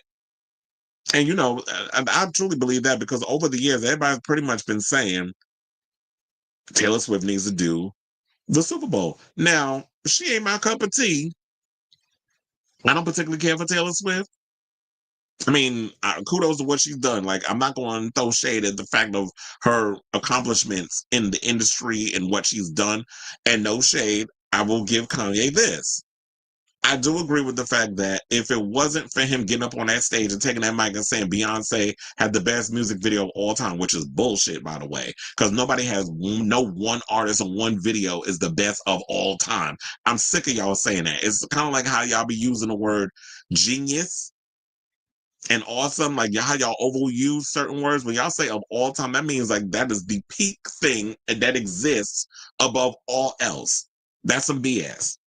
But he got up there. He decided to ruin her moment. And that ain't the first time he did that. I think he also was at the EMAs when he got up on and interrupted another artist and was talking about, yeah, if I don't win an award, the award, the coveting award tonight, or whatever the case was at the EMAs, this show is going to be boring, whatever. And was up there and said, I ain't see your video, but I had the best video. I spent all this money. I had this celebrity. And I was like, okay, just because you spend $3 million on a music video and have like 80 million celebrities up in it, don't make your video great. And art and music is subjective. But him and this whole ego trip that he's always been on, I've always felt has been his downfall. And he gets off on this controversial stuff. And I feel like, though, his antics are tired, delayed, and outdated. You going up here, and it was cute or whatever when you did what you did to Taylor. It was cute, entertaining for us at home. I mean, I was appalled back when I watched it, and you got dragged, but it was good TV. That's the way I look at it from a media perspective. It was like, okay, it was a moment. It was good TV, you know, and VMAs was always about the moments back in the day. And that was before virality and social media. But then I love the fact that all the other celebrities came and cussed his ass out. Particularly Pink. Pink was going to go in on him. She called him all kinds of names. It was like, you know, and she had to restrain herself at one point. And I think that was when she went on, I forget what talk show she went on, but yeah, she dragged his ass. And there was a lot of people that was appalled in the audience. But yeah, that moment, while it gave him the villain edit and all this other stuff, even though he took it upon himself to get up there, people would not have been paying attention to Taylor Swift, and I do not believe that her career will be where it is today if Kanye didn't do what he did. Because it forced a lot of people to actually pay attention to her. People felt sorry for her because who this man coming up there picking on this girl that we wasn't really familiar with her music pre-VMAs. But she went over Beyonce, and that was controversial. So people was like, okay, who is this girl? And what does she do? Which had people paying attention. I was like, okay, her music's cute. So then she grew this fan base. And I think that, yes, Kanye has something to do with it. I'm not taking away from Taylor's talent because she is talented. But you can't say that his little stunt at the VMAs didn't kind of put her on everybody's radar post the drama. But I feel like, and you know what, back in the day, I feel like I would have liked to have seen a Kanye do the Super Bowl halftime. But I feel like he's also his worst enemy. Like the stuff you've been out here saying, particularly about Kim Kardashian and your children that you wish you would never had kids with her, and all these derogatory things that you said when you basically talking about Jay-Z's kids, and then you make comments about other celebrities, like the stuff that you've just been saying lately, and then when a white, you know, these, you know, talking about black, be a slave as a choice, the Nazisms. Just the all around ignorance that you've been putting out here on social media for attention. And I know people want to sit out here and blame it on mental health. I call BS on that. I don't think it's mental health. I think he's a narcissistic, egomaniacal prick who likes attention and wants to hide behind mental illness, which I could have sworn he said, and I know a lot of y'all need a memory refresher because y'all forget shit. Y'all got the memories of a damn gnat. But I could have sworn, didn't he say that when it comes down to it, he was misdiagnosed? Didn't he say he was misdiagnosed, that he's not necessarily bipolar? He said that he's autistic. Now, maybe he is autistic. However, I don't think autism makes you a Nazi. Turns you into an Uncle Ruckus, where you basically throwing your own people under the bus for attention. So, I'm not buying it. So the whole mental illness thing, that's no longer an excuse. Especially when you came out here and said that you was misdiagnosed. And speaking of which, when are we going to switch out Wendy Williams and put him in her conservatorship? Because he need one. But the way he be out here acting, he needs to be under a court-ordered guardianship. So I need somebody to get in on that. So yeah, he's all mad and stuff because she didn't come, or what is it, like, because Jay and Bay didn't come to his stupid wedding to Kim Kardashian. It's like, whatever. We know y'all a bunch of attention whores, and we don't want to be a part of that. Okay, so now, because I was like, hold on, what did they say in here? So they said that a source told the DailyMail.com Taylor is and always will be considered, and if she wants to do it, she will get the gig. But they're trying to say that the 14-time Grammy winner will most likely wait until her boyfriend, Travis Kelce, retires from football to agree to the performance. Well, why would she need to wait until he retires from football? Because there was a rumor that he was going to retire this year, past. Well, yeah, that last season was going to be his last season, but now he just renewed, so he's not retiring. Because there was a back and forth on, are you going to retire? You're not going to retire. You're going to retire. You're not going to retire. You're not getting any younger. You know, he's 30, in his mid-30s, 35. So you got to worry about that CTE, the bones, even though 35 is still relatively young, when you're dealing with when you're dealing with like the industry, like football, baseball, basketball, like when you in that sort of world, it takes a toll on your body relatively quickly. So I don't know if I actually agree with the Daily Mail when they're talking about that she's going to wait until Travis fully retires. I don't agree with that. I think she'll do it whenever she's ready. And him retiring or not retiring should have no play into whether or not she's going to do the Super Bowl. So, yeah, I think that's all I want to say on that. Congratulations, Kanye, you're an idiot still. Yeah, but here's his tweet where he posted that was deleted. And it's funny how y'all put stuff out there. I don't understand why y'all get rid of things when it's like, somebody's going to capture it. Somebody's going to screenshot or whatever the case is and post it up. Because I feel like if you're supposed to be a man about the stuff you say, own up to it. Stand 10 toes down in your convictions. And he should have just stood 10 toes down there. But Kanye just be doing stuff for attention. And then at the end of the day, all these little antics, it just pisses people off and turns them off. And it overshadows the music. Because I don't hear nobody talking about Bully. And what did he say? He was coming out with an album called World War III or something or another. Like, nobody's paying attention to you. Like, I feel like your reign is done. And because you've allowed the antics to overshadow your talent. But that's something you got to deal with. So I say all this to say, what do you guys think of this story with him constantly going in on Taylor Swift? It's like, you're not going to blame, I don't feel like you need to blame her. You need to blame maybe, with the white people running the organizations, you going and calling George Bush out on his not caring about black people. Yeah, that's, people, we rooted for you in that time because you were this conscious rapper. The way you were putting out your music and all other stuff, it was making people, it was a lot of social justice stuff was in your music and a lot of what you were talking about. And then all of a sudden you decide to make this turn against the very people that helped you get the career that you had. Because you wanted this assimilation to whiteness. So you felt you had to throw us under the bus in order to get that. Or people of color in general. So I feel like Kanye, the only one you could blame for why you are where you are and the opportunities have dried up, this is all on you. Especially when you did what you did to Taylor. and all the other things that you listed. So own it, in the words of Lisa Rinna. So let me know what you guys think of this story in the comments down below. It's like, hold on, let me get to, and then, you know, like I said before, that stuff you said about Jay-Z's kids, oh, you definitely not getting put on. He's so full of crap. And he seems proud of being like, yeah. And that's why I said, if you want to sit out here and try to act like you a damn Uncle Ruckus and own it. I believe he was, and she wasn't getting with his ass. Kanye ain't that attractive. So, they say he's trying to say he bipolar, but he said he's not. He said it was misdiagnosed. So what is it? I mean, did you actually go to a doctor and they actually diagnosed you? That would be a question that I would want to know if, you know, that was a situation, but I guess we will never know. All right. Where we going? Oh, let's talk about Miss Britney. Well, it look like she's single.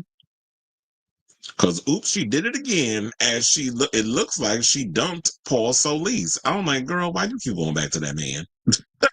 Like, he is a mess. But I feel like, no shade, I feel like she was with him because he had kids. And he has, they said he got primary custody of a lot of them. He got like 9 kids. But he got primary custody of a lot of the children. I don't think all of them. And I think also because Britney's always wanted more children, and because of what happened with Sean and Preston and Jaden, where she seems to have grown a lot closer to Jaden. Jaden's been hanging out with her, and she's been showing videos and things of that nature. She missed a lot of their childhood because, you know, whatever her mental stuff was going on, and her being in the conservatorship, and the kids were taken away from her, and Kevin was given primary custody. That I feel like she's kind of retreated to this place of like, you know what, I didn't get the opportunity to be a mom and raise kids and kind of do those things.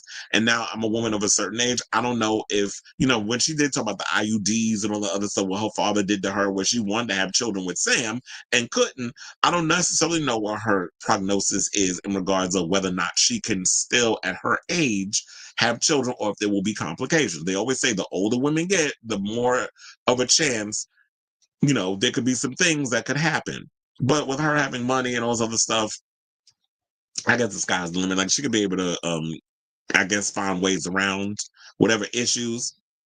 But now they're saying that they haven't been together since February, and we're in April. So they kept that real quiet. So the ex-convict moved all of his things out of the Toxic Singer's LA area home where they lived together during their romance. Page Six's reached out to Spears' rep for comment. Now, they said the split likely occurred after Spears was 43 and Soliz, who's 38, were spotted grabbing Jack in the Box on Valentine's Day. Now, at the time, the two hit up the fast food drive-thru for a low-key dinner with Soliz's kids. Here's the thing. Jack in the Box is actually pretty good. I think they only have them in LA. So, of course, while I was living out in LA, I was like, let's try some of the things out here that we don't have over on the East Coast. And I was like, because I live by one in Silver Lake. And I was like, oh, this is actually pretty good.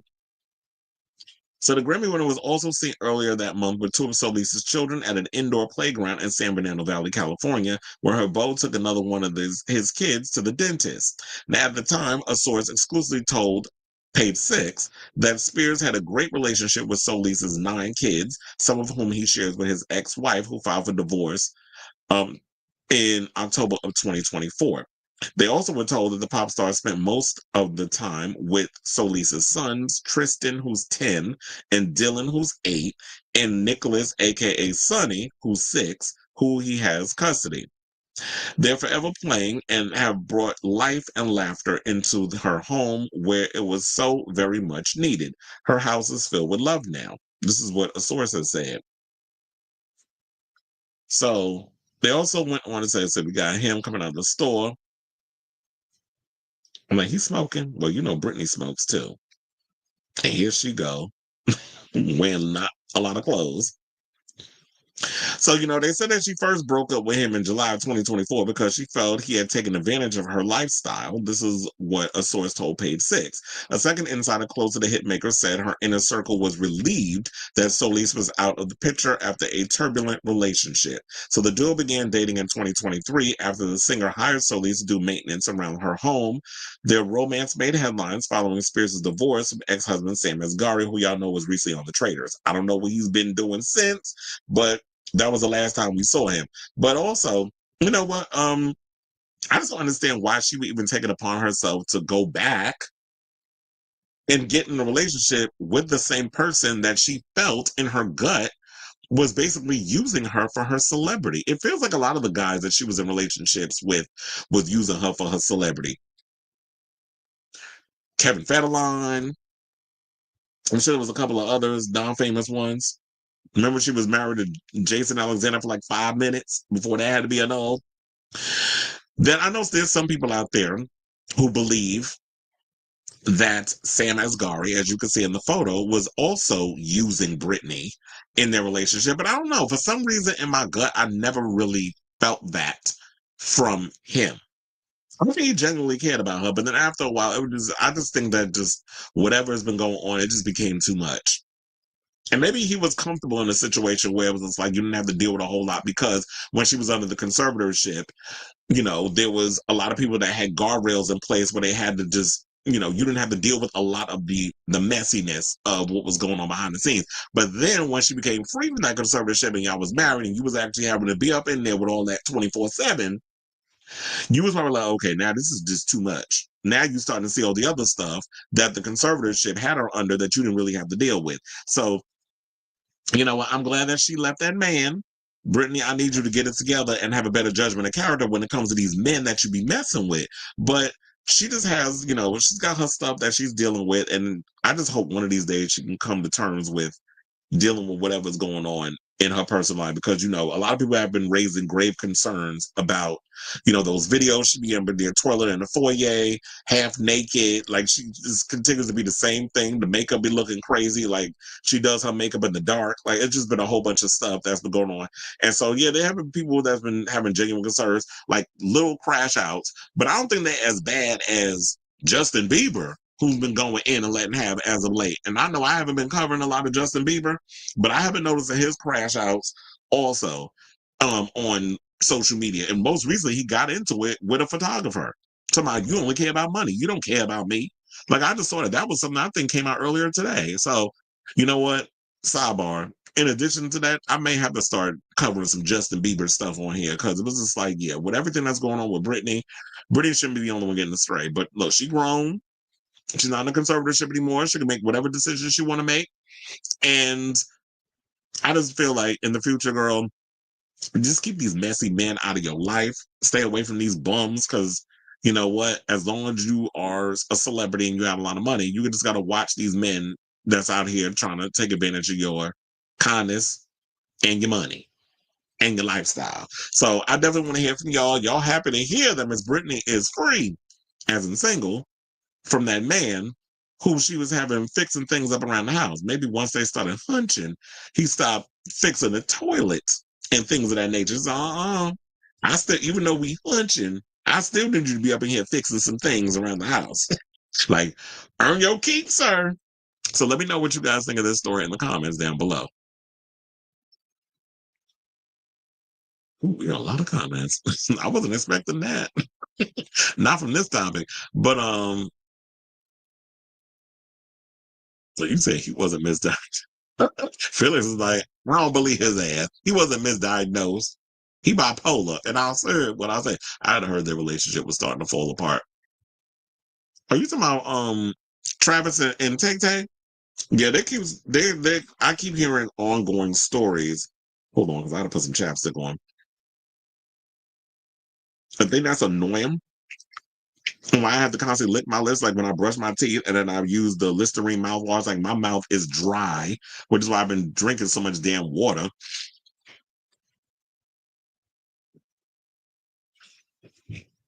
But anyway,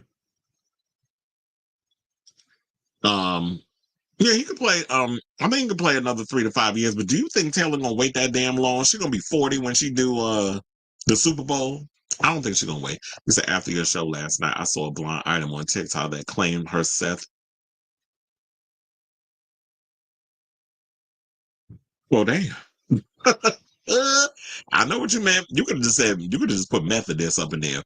Like we always be trying to find crazy words, but you said Seth. It was like, oh yeah, she was. They had her on the lithium, and allegedly she was doing crystal. Hey, crystal girl. And it said become life threatening, and it spooked me, and it made me mad that the people say that stuff about Britney. But it was like I ain't never heard her using meth, so I don't know if I believe that. But I do remember like when she was under the conservatorship, like they had her on lithium. They was doing all kinds of crazy stuff to her. Like I remember I had somebody who was in the industry that was telling me horror stories of what they was putting her on behind the scenes, and it was just like disgusting. So that girl's been messed up, and it's not by her own accord. I do feel like it was just them prescription medications. Mm-hmm. She likes that fast food. That's look, no shade, but that should be hidden. Like especially like I be having my cravings. Like I love Five Guys. Five Guys is so expensive though. But I love Five Guys, and I got a Five Guys by my job. So every now and again I'll go in and treat myself to a Five Guys meal. I do drink too much Starbucks though. See, now me and Brittany got something in common with that because I do drink a lot of Starbucks. I already know, trust, before I go to work tomorrow after the gym, I go right to Starbucks. That's usually my routine. I go to the gym, I get my Starbucks, then I go to work because I definitely need my coffee or my refreshers. I get the ones from Dunkin' Donuts too, but the Dunkin' Donuts ones, I be feeling like they way too sweet. Like they put like 8 pounds of sugar up in there. So I be feeling like I'm about to go into a diabetic coma if I drink like the Dunkin' Donuts ones. But yeah, the that'd be good. Damn, I'm trying to remember. I haven't had Arby's in a long time. I don't really be eating them. I know they have Jollibees. I think I had them once. I also like Shake Shack. Shake Shack be hitting, especially that truffle burger. I do think Britney is either drinking a lot or she's on some drugs because she seems like she never leaves her house. I feel like she's isolated herself because of so much of what has happened to her in her life. I wish she can get out of that though. The tacos at Jack in the Box. Who you telling? I'm a child. Let me tell you. Listen, I remember like when I would go to Jack in the Box, that would be the main thing I would get. Like I would get the burgers and stuff, but no, bitch, let me tell you, when you got some weed and you want the tacos? That's what I usually be getting. Them tacos be hitting. I was like, you just reminded me of that. I was like, yep, I feel like the tacos, yeah, that is like the best thing to get from them. And usually if I like something, I'm pretty much a savant in that way. Like that will be the only thing I will eat from that spot for weeks until I get tired of it. It's like, okay, I'm ready for something else. I watched an Impact X Nightline about Selena and the fashion designer she worked with. I think I saw that up there on Hulu. I may need to watch that. I saw something. I'm like, why are they posting some old stuff about Selena? Or why are they talking about Selena? Or using about her fashions? I'm sure they do got a lot of Jack in the Boxes out in Texas. So while the Janet impersonator conversation was going on. Okay. Matt Bomer was a Perez Hilton. Oh, so that's who outed him? Chill. Well, you know that's part of the topic of today's show. That we're going to be talking about Matt Bomer. But I did not know that. I should have known it was Perez Hilton. You say he was a Perez Hilton victim of classic outing when asked in the Jesse Tyler Ferguson podcast how you feel. Yeah, that's one of the stories that I have part of today's show. But Perez is getting his karma. People still don't like his ass. We said that, and Britney's father was overworking her because he wanted him, and was still getting a whole lot of it. Sam would walk out of restaurants and leave her there alone with security. I never liked him. Very cynical. Yeah, I don't like that. You should never leave your woman out with security. That's like there's this video floating around that I love seeing of Tom Holland and Zendaya. And it was like they were surrounded by paparazzi, and it was a bunch of people. Like, yeah, they were taking the pictures, and all these other people was in the way, and it was too much security. It was too much going on, and Tom Holland was like going through them motherfuckers. Like, y'all need to move. grabbed his girl and walked. It was like, Tom, it's all right, it's all right. He grabbed his girl and they walked right up in the restaurant. I was like, I love that. This little ass man was like, I will fuck all y'all up. Y'all mess with my girlfriend. And that's what I love when people do that. It's like, you gotta fight for what's yours. So you never leave your woman alone in a restaurant. You never leave your woman to be having a fend for herself and trying to figure out how to weed through the stuff. And yeah, Zendaya ain't gonna say nothing because she's a Virgo, and we internalize a lot of stuff. We will pop off if we at the limit. When we push to our limit. Well, for the most part, we internalize a lot of stuff. And Tom was like, what is he, a Gemini? I say, I think he is a Gemini. But it's like, yeah, he don't play when it comes to his woman. So that's why I'm loving them two together. I'm excited these two are getting married. I saw Law Roach recently spoke about, they asked him about their upcoming wedding.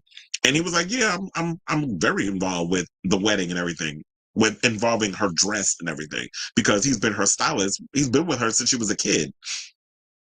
So of course Zendaya is going to have him there and ask for his input in regards of like the gown and everything. So yeah, I don't like that. Never leave your woman alone. Do you think Bieber meltdown has to be that Selena Gomez found true love and it's making him mad? I don't know what you mad about her for. She found a man that didn't do her dirty. You got Haley. You supposed to be loving on her. Ain't she supposed to be your queen or whatever the case is? What you mad for? But he's probably like one of those like Kanye. Like you got Kim Kardashian, but you mad at Amber Rose because she done moved on. Or you mad at Kim because she got with Pete Davidson. So it's sort of like, if I can't have you, nobody will. So it's probably one of those. But Selena done moved on to Benny Blanco, and y'all be out here throwing shade at him because he ain't attractive. But guess what? Them ugly ones be doing, will do you one better than them pretty ones that be out here, because trust and believe, them pretty ones get cheated on too. I think he just tired of being followed around. Well, yeah, it could be that. I mean, you are a celebrity, so people are going to be following you around. But I feel like because Justin has dealt with so much in his life, and yeah, people just be using him. And then he's been in the tabloids a lot lately. They've been just like going in on him, keep constantly saying him and Haley's breaking up, and she unfollowed him on social media. It's always something. And then there's always this back and forth. And then Haley plays into that shit too, because she's constantly out here trying to copy Selena or throwing little subliminals. It's like, girl, don't you got a baby to raise? Like, you out here worrying about what she doing. He said, well, Madonna almost died. See? And that's why I said, it's like, it gets scarier the longer you wait to have a kid. So when you're in your 40s and your 50s pushing out babies, that's not a good thing. Unfortunately, why do you think these older men be going after these young girls? Because they're young and fertile. Taylor wants to be the breadwinner like Madonna. At this point, Miss Billionaire has to understand and do for. She ain't doing that. I believe her and what's his name? Her and Travis got to understand it, because men want to provide for a family, and if a woman has got it under control, they're not happy and feel worthless. Well, look, that's why I said it seemed like they got their they have their thing. He don't seem to be threatened by her being the bigger breadwinner. Okay, I don't my Starbucks, y'all. So we remember that. That's why I just be loving the Starbucks. And they used to make fun of her. I think Perez used to do like a little mocking of her always going to the Starbucks. Yeah, I shared that in the group chat earlier with Justin Bieber yelling at the paparazzi. Thomas Short, mm-hmm.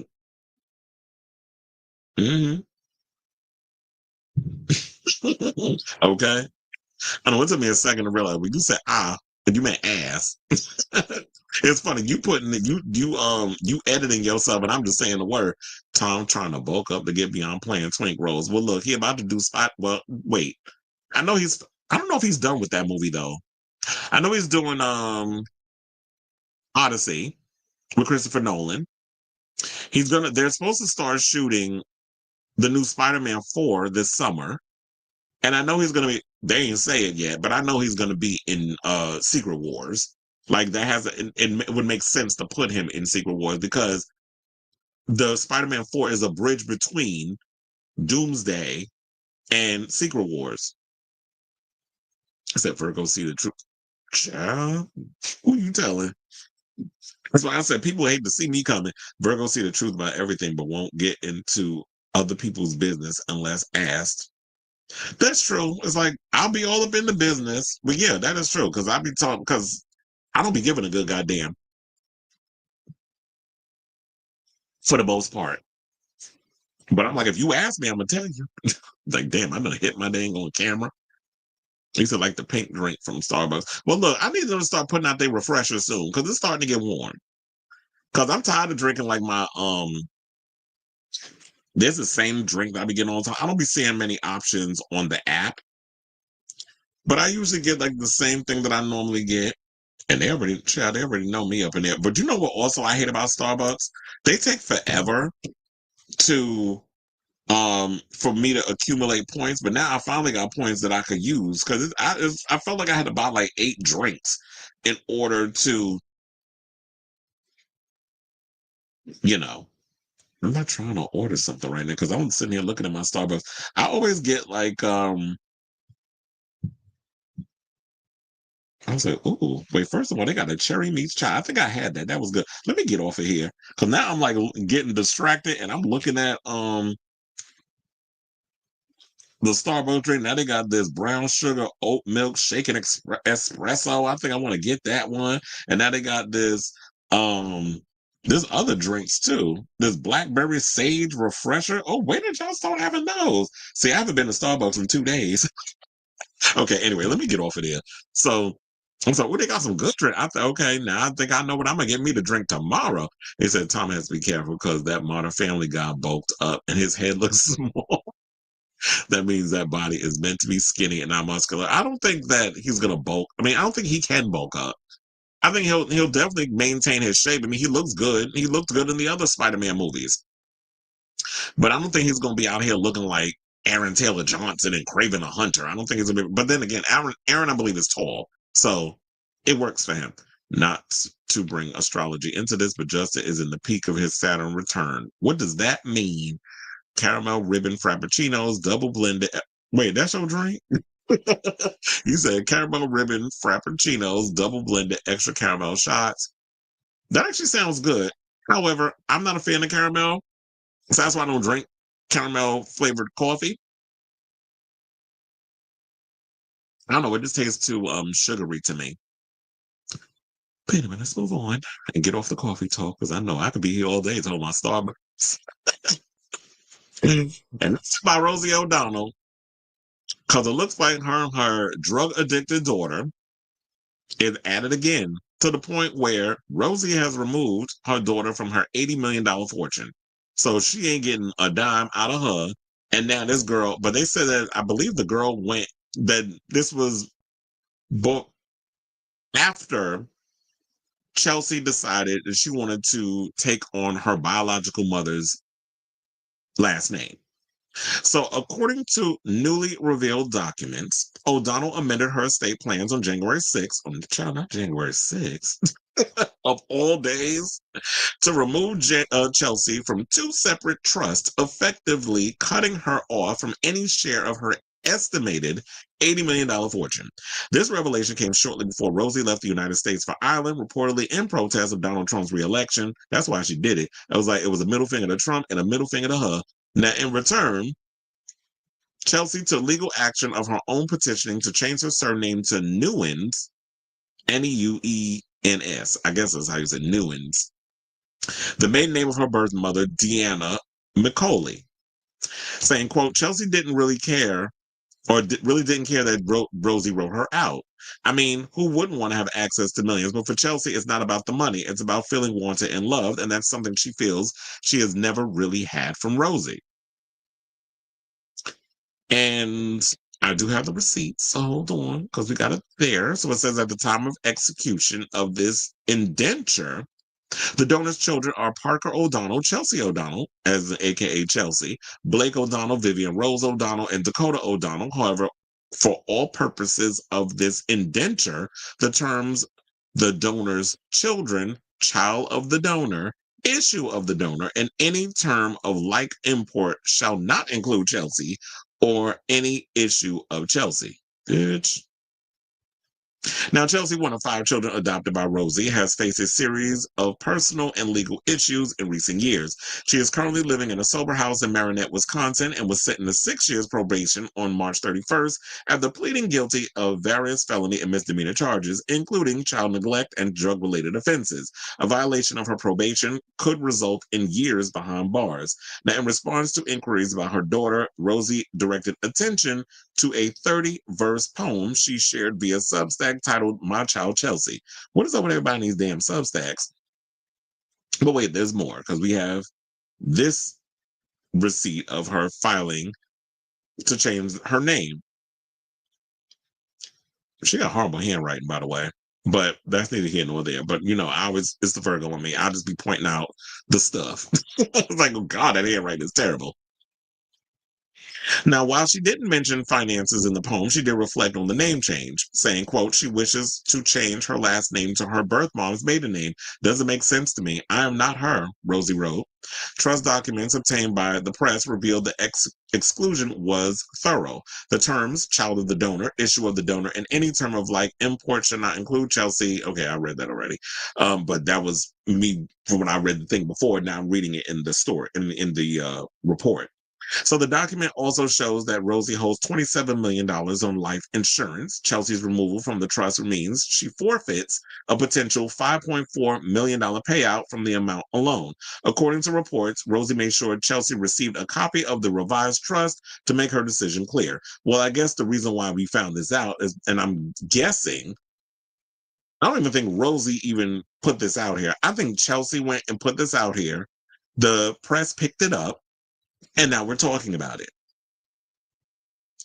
So now Rosie and Chelsea's relationship has been marked by tension and public disagreement. So back in 2017, Rosie spoke openly about Chelsea's struggles, saying she was born addicted to heroin and described her as very sick, adding she is not capable of truth or reason. Now, Chelsea has told her side of the story too, saying in an earlier interview with DailyMail.com, she alleged that Rosie once threatened her with a wine bottle over a tattoo. At the time, Chelsea was pregnant and declared that Rosie would not be part of her son's life, a pregnancy that sadly ended in miscarriage. Now a mother of 4, Chelsea has 3 children living with their father, while their youngest is in foster care. Because remember, when we first talked about Chelsea and the fact that the police came and arrested her and her boyfriend after a domestic dispute, they walked up in the house smelled like all kinds of whatever. It stunk from here to Timbuktu, trash everywhere. The child was in filth. There was drug paraphernalia all around the damn house where the child could have gotten her hands on it. And even though you're an infant, the child would have got their hands on it. It'd have been a wrap. Like we just heard a story that a kid died because they drank some liquid out of the refrigerator that had, I think, fentanyl and something mixed in it. So y'all lacing y'all juice and things with drugs. Kids minding their business, just need something to drink, go in the refrigerator, go to drink it, end up dead. Because y'all out here can't control y'all goddamn impulses and need to get high because life is so damn hard for y'all to handle without the use of drugs. So, yeah, apparently she don't have custody of none of her damn children. She out here being a hot mess. And you know what? If you was my child, I'd have cut your ass off too. Because I feel like at this point, I'd be trying to help you and you don't want the help. You're a lost cause to me. I'm not going to sit out here and keep trying to help somebody that's got this disease that don't want to fix and better themselves. So I know it may sound harsh to some people, but oh well. Go argue with your mammy. I don't give a good goddamn. And I've raised a child, so I know. Physically, it wasn't my child, my goddaughter. I raised her. Now she's off living her best life. So I know what it's like to raise a child in this world. I know. Mother has lived. I've told y'all this. I've been around a long time. So now they said that Chelsea's exclusion from the estate marks a final chapter in what has been one of the most public and painful familial separations in Hollywood. Whether or not the relationship can be mended in the future remains to be seen, but for now, both women appear to be going their separate ways legally, emotionally, and in name. So it's like, yeah, if I don't have a relationship with you or whatever, unfortunately, it's like, there's no way I can create this bond. Right now, I'm out in Ireland, not dealing with all this craziness. I'm focusing on my child who has special needs and is non-binary. We're living out in Ireland. My other kids are grown and they live in a life. They still have a place in my heart and my finances, because then when, the shit hits the fan and I leave this earth, they'll get a piece of, whatever, and they're being taken care of. But Chelsea is, at this point, like she said, a lost cause. I've washed my hands of her. She has lied on me. She has done a whole bunch of other crazy things. Doesn't want, and all the other things. So we don't necessarily know all the nuances and the ins and outs, but I understand why. Rosie's just like, okay, well, if this is a game you won't play, I'm cutting you out of my shit. And you got to figure out how you going to do it. If you want to go over there and be with your birth mother, then let your birth mother take care of you. Have her try to give you whatever money she got in her account. You ain't getting my millions. So I say all this to say, what do you guys think of this story? Whatever your thoughts are in this drama surrounding Rosie O'Donnell and her estranged adopted daughter Chelsea, not Clinton, let me know what you guys think of this story in the comments down below.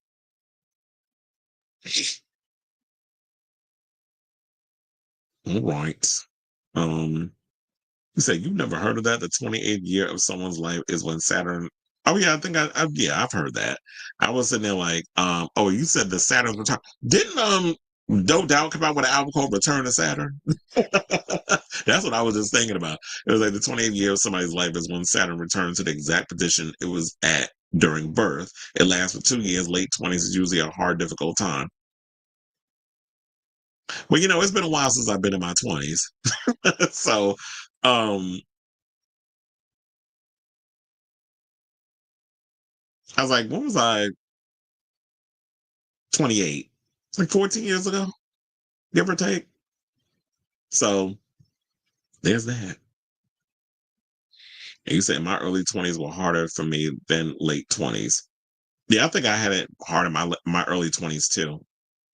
My late 20s, I would start remixing and have more self-esteem. That's why I hate going to bars. Half your cup. Who you telling? That's why a lot of us pregame before we go out, because yeah, they be doing the most. It's like, y'all make weak ass drinks and then you give me majority ice. But that's why, here's the gag. Back in my days when I used to go to the clubs, I don't go as much anymore. Like post-pandemic, I really don't go out to bars and clubs and stuff as much. But pre-pandemic, when I would go to the clubs and the bars and I was out partying, having a good old time and stuff, I had a lot of the bartenders were my friends. So that's the hookup. But I would hook them up. Like they would make me a double, but charge me single price. And I would basically just give them the money and a big tip. Not capable of truth or reason. That is a brutal read. I said, that's what happens when you go against a homosexual. Here's what in half ounce of Bailey. Oh, here's what's in it. Half ounce of Bailey's Irish cream, half ounce of butterscotch schnapps, and a little bit of, maybe I need to try that. That sounds good. Some Southern Comfort with some butterscotch schnapps. I do like butterscotch though. Butterscotch is good. And I do like I like some Bailey's Irish cream. I remember like they used to make those type of drinks. Remember, and they were called forget what's in it, but it was a cum shot. That's what it reminds me of. That sounds like that will remind me of. Them cum shots was good though in the gay bars. I think they used to sell them at Splash back when we had Splash in New York. The non-binary golden child. Okay. Ariana just finished her Saturn return and she got divorced, and all the home record allegations, Mariah, Britney, Janet, and now Justin are further proof that it's a pivotal time for someone's life. Okay. I believe it. That boy going through it. And Haley don't know what to do. All right, y'all. Let's move on. Let's talk about Miss Jennifer, who's keeping herself busy. Now, in addition for her taking her behind overseas to give a tour to them people. And I forgot to mention that the 5 days, when I was like 5 days, like for the tour, she's doing 5 nights in Spain. Everywhere else she is going around the world, and everywhere except the United States and North America, because apparently North America don't care about Miss Taco Burrito. But apparently what she is about to do is go over there and host the American Music Awards, and this will be her second time doing the AMAs, which is now airing on CBS on Memorial Day because American Music Awards was always on ABC. Now it's moved to Channel 2. So according to Variety, it's Lopez's second time hosting the musical Kudo cast 10 years after her debut handling those duties in 2015, saying, quote, "We are thrilled to welcome Jennifer Lopez to host the American Music Awards." This is what Jay Penske, CEO of Dick Clark Productions, said in a statement. Jennifer's incredible talent and incomparable stage presence makes her the ideal host of the show. Well, make sure Mariah ain't in the audience. We know she will bring her one-of-a-kind energy to the official kickoff celebration of summer. Sidebar, doesn't American Music Awards, I forget, didn't they always used to air in the fall?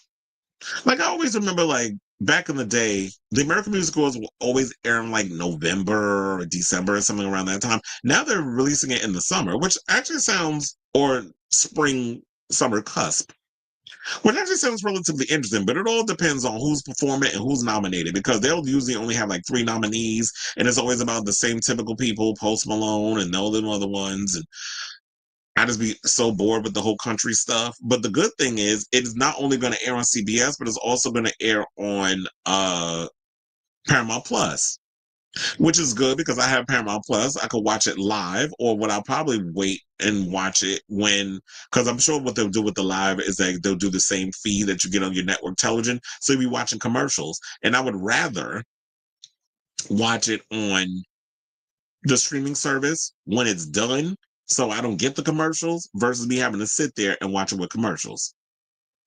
So her appearance as host is not a complete surprise, as Lopez teased a comeback in the role when she appeared on the AMA's 50th anniversary special 6 months ago. That special took the fall time slot previously usually held for the American Music Awards. I said it was like in the fall time, which have now been moved to the beginning of summer birth.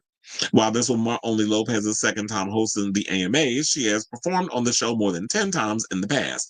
The 51st anniversary edition of the AMAs will be streamed through Paramount Plus, as well as seen on CBS on May 26th, which is Memorial Day weekend, live at all time zones at 8 p.m. Eastern Time and 5 p.m. Pacific. Paramount Plus, with Showtime subscribers, will be able to stream the live feed on their local CBS affiliate. So I kind of knew all of that, because I was like, when it came down to the Grammys, I trying to remember. Oh yeah, I think I did work that day. And when I got home, I turned on the live feed, and it was like almost over. So I was like, I'll just wait until it's done, and then I'll just rewatch it. But they also said that producers previously announced that the show will use its new Memorial Day slot to pay special tribute to our U.S. troops and veterans through authentic performances and unforgettable moments. Well, somebody got to do it, since our current administration don't care about the damn troops. But it was also previously announced that the AMAs will be broadcast from Las Vegas for the first time, saying that then they're talking about their deal with ABC expired, and then CBS went and picked it up. Blah, blah, blah. I know y'all don't care about all that, but I do wonder this.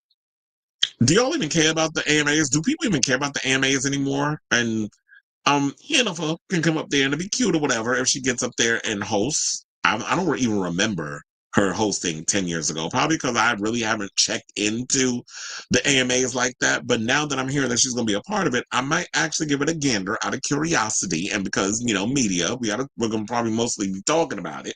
So I do want to be up in here and give my overall opinion on the award show as a whole, how she did in regards of the hosting duties and performance. Because I'd be like, girl, this would be the perfect time that you behind the scenes secretly working on some new music, and you premiere the music at the American Music Awards. If I was her manager, this is what I would have done to basically help people forget the This Is Me era, part 2. See, the only one that was successful at having a sequel was Kylie Minogue. Jennifer tried to come out and do it, and it backfired. The flop lasted, well, her marriage lasted longer, quiet as it's kept, than the album rollout and everything that she put into it. So I'm definitely curious to see who it is. And like I said, I don't know. It all depends on who's nominated and who's performing, because that's what it all boils down to. But I really feel at this point, I feel like award shows are kind of just, people don't care about them as much. I just think like the only ones that people still, I guess, sort of care about would be the Oscars, the Grammys, and all the other ones. I was like, okay, we don't care. Except, okay, BET Awards, yes, maybe, because it's, you know, it's all around celebration of all genres of music, so people still value that. But for the most part, the American Music Awards, I just feel like there's really no point of it. But as I stated, I will check it out when it comes out. And like I said, it all depends on who's performing and who's nominated. I don't care about, really, I don't care about the nominations, but I'll just be here to see who's performing. So I want to hear from y'all. What do you guys think of this story? Are you excited to hear that Miss Jennifer Lopez is about to host for the second time the American Music Awards? And if she's going to perform, what do you think that she's going to perform? It's probably going to be a melody of her hits. One person I know said that they won't be going to her overseas concert because she gives the same damn show over and over. And I was like, oh, so y'all trying to read her like y'all be out here reading Janet Jackson and her same old 1-2 step when she be doing her same old shows. So they talking about Jennifer Lopez be doing the same thing too. She ain't involved as a performer. That's what the people saying. So I want to hear from y'all. So let me know what you guys think of this story in the comments down below. All right. You said babies drink anything. They don't know. But exactly. Remember the scene that set it off with Tashawn's, but not Tashawn. TT. You had to go and say her government. Yeah, I love that movie. And then her baby got taken away from her, which of course is why that was her way of like, yeah, I need that money. Where Vivica characters being shady, but I need that money. So yeah, I remember when she drank that cleaning fluid because she shouldn't have been there at the damn, shouldn't have had the baby at the job. But you got to realize at times it's like parents, it's hard to find a babysitter, especially when when you work in a full-time job and you're a single parent. You can't help an addict unless they want help. Exactly. When I was 21, I was homeless. You telling me this? I would stay with people I met at clubs and bars. Yeah, it was like a lot of times, like you did what you had to do for a nice hot, 3 hots and a cot. And people aren't proud of what they do, but I don't judge people on that. But the way that she's kind of been dealing with Rosie is just disgusting. And I guess that Rosie thought that I'm taking this child in who was a product of addiction and has addiction issues because her mother was clearly doing drugs while she's pregnant with the kid. And that child's always had addiction issues. So she's been going, battling her own drug addiction. And she probably thought that she could come in and play Captain Save-A-Ho with this kid. But it's like, if you don't understand that world, then there's no helping of the child. I mean, you have all the money in the world where you can help Chelsea get the resource she needs. But like she said in previous interviews that or stories or articles I've read that she's tried to get Chelsea help, but you can't help those who don't help themselves. I was like, damn, would you rewind the show back? Because you said, speaking of Weezer. Speaking of Weezer, I just saw the LAPD unalive the base. What? When was this? And hopefully this don't mess up the situation I'm performing at Coachella. Or was this a while ago when it happened? Oh, you said just saw. So this is recent.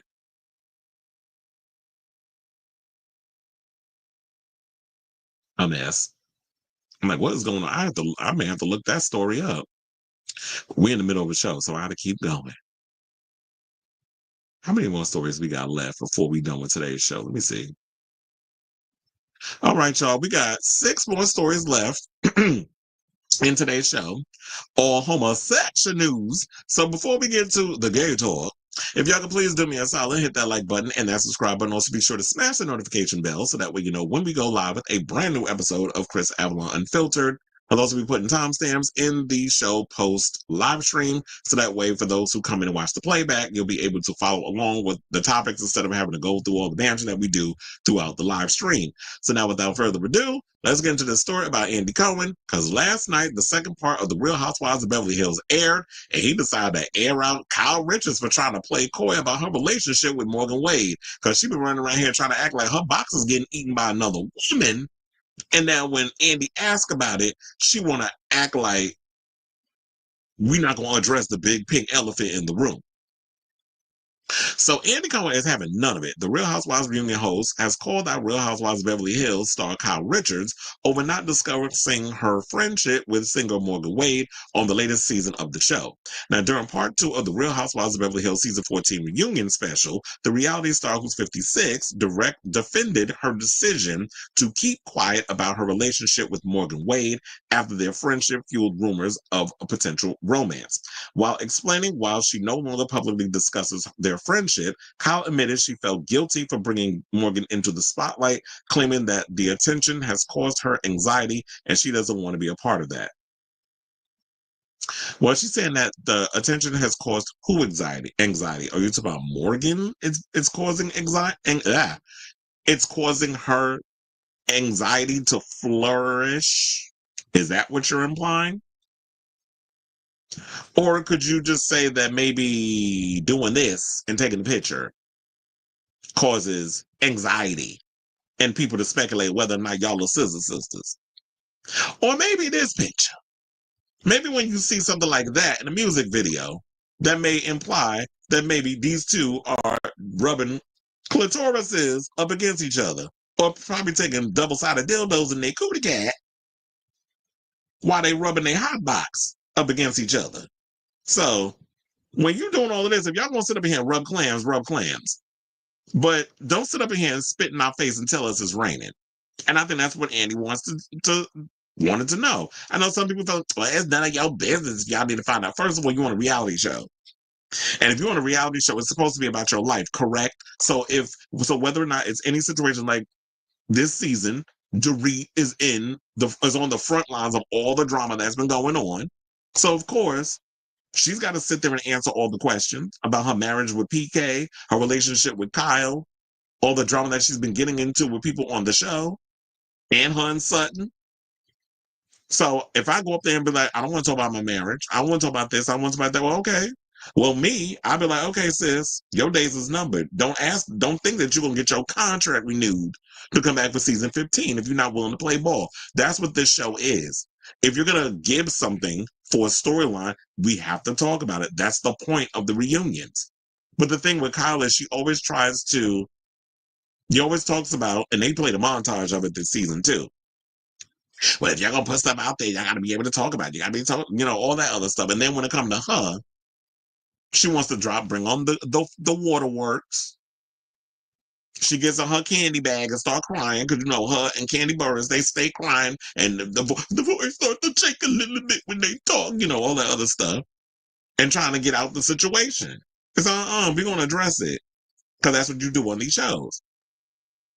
So now when Andy pointed out that Morgan was a country music artist who had music out and performs publicly, it was like, duh, she's a country singer. Speaking of which, she's supposed to be coming to the Garden, I think next month or something or another, but not as by herself. She is a part of an ensemble. I forget who she's coming to perform with, but she is on the bill. I wonder if Kyle's going to be there. Now, they said, Kyle added that the attention she received from the Bravo fandom is a very different vibe, saying with singing and performing comes speculation about your life. Andy continued, you put music videos out there. She's also experienced, I would think, greater publicity and greater attraction and the interest as a result of this. Now, Kyle maintained that everybody has different perspectives about the situation with Dorit Kemsley, noting how Morgan became a household name, and Andy added that she even did a feature with the New York Times. He also confronted Kyle about appearing in Morgan's music video for her song Fall in Love with Me, in which the two portrayed neighbors who fall in love, despite asking the public to stop speculating about their relationship. In the video, the pair can be seen feeding each other fruit, taking bubble baths together, and nearly kissing before the cameras cut to black, which you basically see up here. And I hate when y'all be doing that. Like, if you are openly homosexual woman, which Morgan is, I don't like when y'all be going into the mainstream spaces and y'all try to play into this. We gonna play with our sexuality.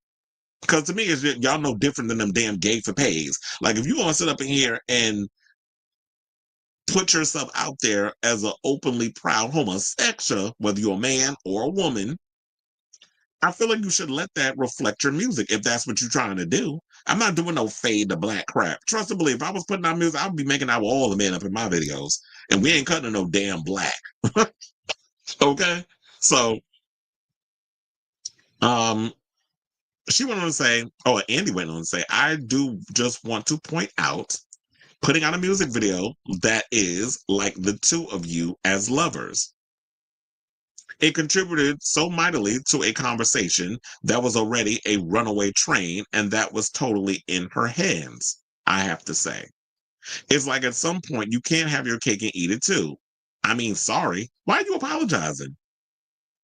Like, if you're going to be the moderator of the show and people going to be doing stuff on there, see, that's the problem with Andy. Andy be trying to be friends with every damn body.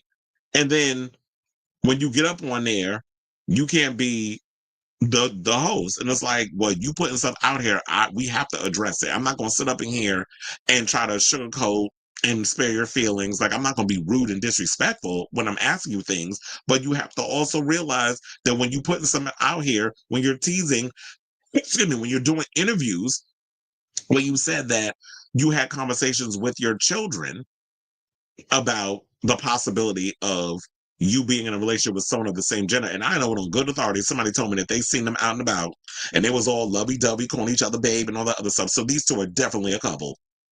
They just not trying to make people know that they are. And if you are into women, okay, that's fine. And then you had Kathy Hilton told me I was out here saying I was gay because I wanted you to feel better. I was like, sis, don't do that. Because now you're making me starting to believe Erica when she said that, when you made them comments about calling that man the F word. Which I kind of believe Erica anyway. That it's like, yeah, I believe Kathy Hilton will be a racist and a damn homophobe.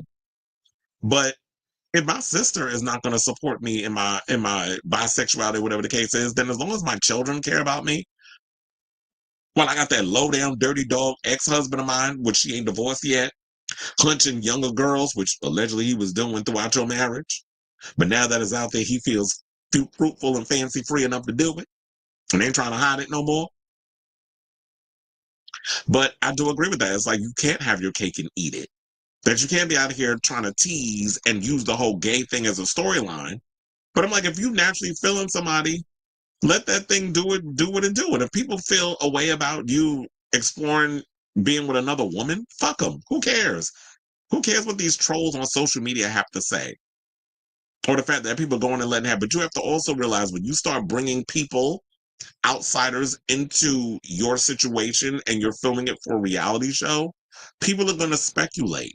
People are going to make their comments. People are going to, be wondering, okay, are these two doing it? And the way y'all wasn't acting like just two friends, two female friends, Keke and having a good time. Because there's ways you could tell somebody who's of the same gender that if you straight with a gay friend or vice versa, that y'all are just kikiing and having a good time. Then there's something that's like, okay, she definitely getting her labia minora and majora played with by somebody of the same gender. So we're not going to sit up in here and try to act like that you out here doing stuff, but then you don't want to be transparent and open enough about what it is that y'all are doing. So I ain't mad at Andy Cohen for calling her out on what she did, because Kyle be doing that too damn much. Kyle likes to have her cake and eat it, not just when it comes to this stuff, but when it comes to any stuff that has to do with her. And my thing is, if you're not interested in playing the game of this reality TV stuff, then maybe it's time for you to just step down like Garcelle and let the other girls step up and do what needs to be done in regards of the show. Because if your heart's not in it anymore, then don't do it. It's the same thing I said about Whoopi Goldberg at The View when we did that story. If your heart's not into it, don't just be up in here phoning it in for the damn check, because we could see through it when you're not here for it. And I heard earlier today, Whoopi Goldberg putting her head on the table, showing like she was bored because she was, over one of the hot topics. They was somebody's like, here she go with this foolishness again, proving everybody right what was being said about the tabloids. And now we're here to come with this stuff with Kyle. So I definitely want to hear from y'all. What are your thoughts on this situation in regards of what Andy said to Kyle on last night's episode of The Real Housewives of Beverly Hills? Do you agree with him having to bring this up or whatever? And do you feel like, yeah, if you are going to put yourself on the front lines in a reality TV setting, you do have to be open and honest and upfront and candid with whatever's going on in your life? I kind of wish that he would have brought all of that up last season, because Morgan Wade is last season's news.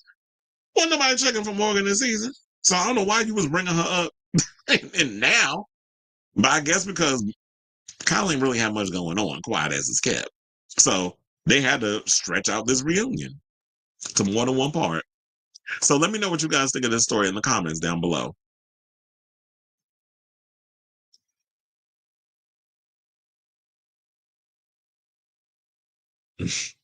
Oh, they got desperate to have Hannah for host, I guess. Wait, she not unalive, but she got shot in the shoulder. Who the hell's out here? Why are cops out here shooting people? I just checked and the LAPD shoots base's wife amid bizarre manhunt story drop. Oh, the hell is going on? So now you out here. Pow-powing musicians' wives and things. Look, we better not hear no damn thing of like now Weezer about to cancel performing at Coachella because the police out here doing stupidity. Coachella just doomed to fail at this point. It's like, damn, y'all losing everybody. But I guess I'll keep my ears to the street to find out that Weezer's still performing this weekend. Can't stand, you and me both. You said I didn't remember Coachella was this week until I saw the Charlie poster. All I know is that RHOBH is premiering new music, and I'm saying wait, RHOBH is premiering new music when? Because why am I just hearing about this? Or maybe I knew about that because I was listening to RHOBH recently. But I was like, when is that music coming out? And yeah, Gaga is coming out. Wait, her performance is dropping at 2 a.m? It's Wednesday. Wait, when does Coachella start? Is it today? Or is it Friday? I always thought it was Friday. Child, yes, the labia minora and the majora. And you said, yes, he tries to be friends to get the tea. And then if they fall out, he feels he can use it against. That's why I was like, I would never hang out with the likes of Andy Cohen. He's too damn messy for me. Messy boots. Now, speaking of Andy Cohen, we got more Andy Cohen tea. So I believe we talked about this the other day, that Raheem Shabazz appeared in the Bravo Clubhouse over on Watch What Happens Live. The problem is now they're talking about there was an uproar over his recent appearance. I didn't watch the episode. I did see the pictures and stuff online that people was like gagging over it. I guess people was excited. First of all, I was shocked because I'm like, you got a gay corn star on Watch What Happens Live in the Clubhouse and y'all talking? And you actually got him up in there and you took a picture with him too.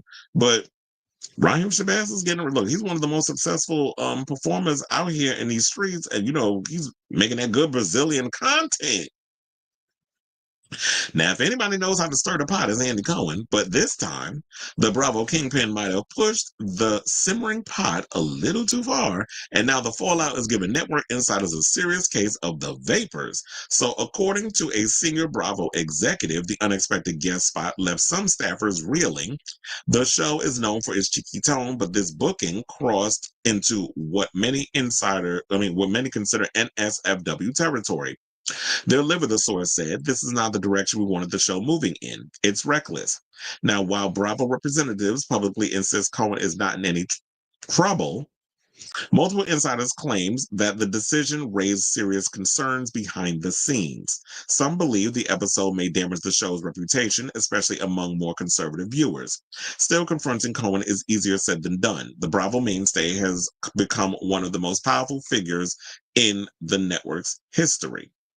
So they're saying he's the golden goose. This is what a high-level executive admitted. He books what he wants, and Bravo doesn't dare stop him. Now, they said Raheem Shabazz's appearance featured the adult entertainer speaking candidly about his career in explicit films, drawing shocked reactions from fans and insiders alike. While Cohen is known for pushing boundaries, some say this time he pushed too far. Sure, it's mostly jokes and sass, one producer commented, but now it's starting to feel more like shock value rather than smart entertainment. Social media lit up following the broadcast. Fans posted a mix of praise and concern, with some applauding the boldness while others called the move inappropriate for late night basic cable. Okay, pause. First of all, are y'all like 88 years old? Like, what are you talking about? Did they literally fix their mouth to say it's inappropriate for late night basic cable? First of all, if I'm not mistaken, it's very appropriate for late night basic cable. Have y'all never heard of, like, if you ever looked at HBO back in the day, like we had Hookers at the Point, we had Taxi Cab Confessions. Hell, y'all remember Robin Bird, who was somebody that, of course, I take a little bit after. And I told her this because I met her out in Fire Island a couple of years ago at an event. A friend of mine was doing a shoot for an event at a pool party at Fire Island, and she happened to be there. And I was like, bitch, you have been somebody who's been inspiration. And if y'all don't know who Robin Bird is somebody who comes from like public access. And they used to put all kinds of crazy stuff on there. Like you would see nudity, you would see drag queens and trans people and all kinds of people that you would see on there. So I love Robin Bird. She was like the queen of late night, like kind of similar to what Andy Cohen does. Because I'm sure he took inspiration from how she was doing what she did back in the day as well. But for y'all to say that this is inappropriate, see, this is what I said. Y'all like the Keke with the gays? Because I know majority of Andy's, I feel like the major part of Andy's audience, he has a lot of straight people watching his stuff. And they feel like, well, he's non-threatening. He's not like those homosexuals. Like, we could tolerate him because he does Housewives and you heed to these cisgender women that come up on there and stuff. So he drinks his little drink and we kiki and talk about Housewives and you have celebrity. And so you don't do adult performers because that's crass. That's that nasty stuff. Mind you, y'all all be sitting up in y'all house watching them same damn movies that Raheem be partaking in, whether he's given or taken. So I find it funny that y'all sitting up here trying to act like, well, adult performance is nasty. Oh, that's inappropriate. Oh, that's just screwed. Y'all can't be putting that on our network television. And why the fuck not? Because Andy Cohen at the end of the day is a homosexual man. So yeah, he's going to be bringing on those underground or those people that work in other parts of entertainment. Like he has a Raheem Shabazz, or he brings on Kevin Aviance, who goes behind the clubhouse. Sits not behind the clubhouse, but behind the bar at the clubhouse. So all of this selective outrage, like none of y'all be up in there watching people getting off to the type of content that he putting out there. Y'all are full of shit. So they said for years, Andy Cohen has operated with near total creative freedom. His influence at Bravo has grown immensely since the early days of Real Housewives, and many insiders now say the network is afraid to challenge him publicly. So he knows how much power he holds, and that makes it hard for anyone to say no.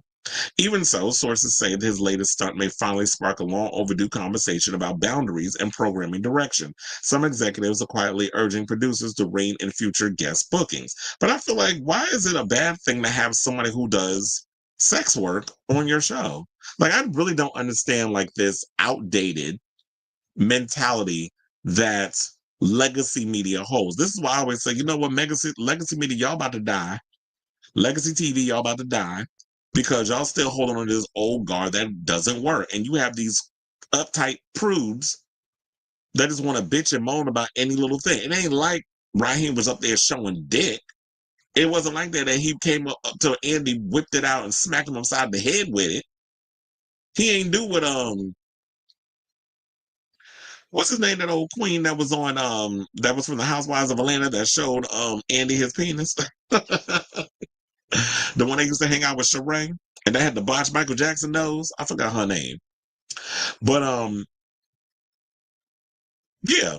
So I don't understand why all of a sudden y'all trying to act all, demure and mindful. Like y'all don't be watching porn. So, but then what did some people say in the comments? They said, well, there goes Raheem with a towel on. How you doing? I know he's supposed to be a judge on that new go-go dancer show that Willem has done. I don't know when that's coming out. That's supposed to be on what's that channel? On Out TV. I'll let you know when that show comes out. But yeah, somebody says stop adding Bravo and Andy Cohen. They do not care. Okay. Another person said, Andy Cohen, WTF is wrong with you letting this man do some shit like that. Okay, girl, go have a seat. And then Andy goes, good morning. And this was on April 7th. So this was 2 days ago. Another Real Housewives of Dallas wrote, you probably should have stayed off Twitter today. And he goes, that's every day. Okay, I'm glad you know niece. So I say all this to say, what do y'all think of this story regarding Andy coming out here allowing adult performers to come and pop up on Watch What Happens Live? See no problem with it. Probably because I'm not as uptight and prudish as a lot of these people run out here trying to act like that they are. I mean, this is the future. Everybody these damn days got content over here on OF or JFF or any other platform where they basically selling they, slinging ding-a-ling or cootie cat for a coin. And the way this economy is about to tank, y'all better expect a whole lot more people getting up on these sites trying to make some money. Because these jobs ain't doing what need to be done. So people got to get out here and start becoming self-made performers. Whether it's what I do, which is right now gapping my mouth, or spreading their legs for a check, or some, or a subscription, an OF subscription or a JFF subscription, or whatever platform you use. I know there's a couple of them, a couple more out there that's like that. But anyway, I want to hear from you also. Let me know what your thoughts are in the comments down below. Yeah, speaking of comments, let's get to some of these. Oh yeah, that's what I said. Oh, you said Arca is performing at Coachella and she's been teasing new music. Gaga's set starts at 2:10 in the morning. That's crazy. I'll be asleep. But hopefully, I'll be able to see it on YouTube. Yeah, as I said, Friday through Sunday. Today's Wednesday. Right? Yeah, today's Wednesday. Sometimes I'll be forgetting, child. What's the date? What is today's date? Okay, I gotta start checking my phone because now I got people sending me stuff on the TikTok. I'll look at all that later. Anyway, we got a show to finish. Did you see that Lord tease a new song on TikTok? Yeah, because where Lord been? No, I haven't been on my TikTok today. I need to go check the stuff that's going on. So in Blue Sky, the European Union, Canada, and a few other countries are actually getting ready to basically declare not a tariff war, but an actual war, as our president is actually considered. Child. Yeah, he needs to. That's why I said that somebody's gonna go in and I'm gonna just let that sit where it's sitting. I'm not gonna say it out loud because the peoples is listening. Why in the F would Andy come and invite a corn star to his show? I'd invite that man to. Who said he didn't? Okay, like after the cameras went down, and it's not. I mean, Bravo's under the NBC Universal umbrella, but Bravo is not NBC.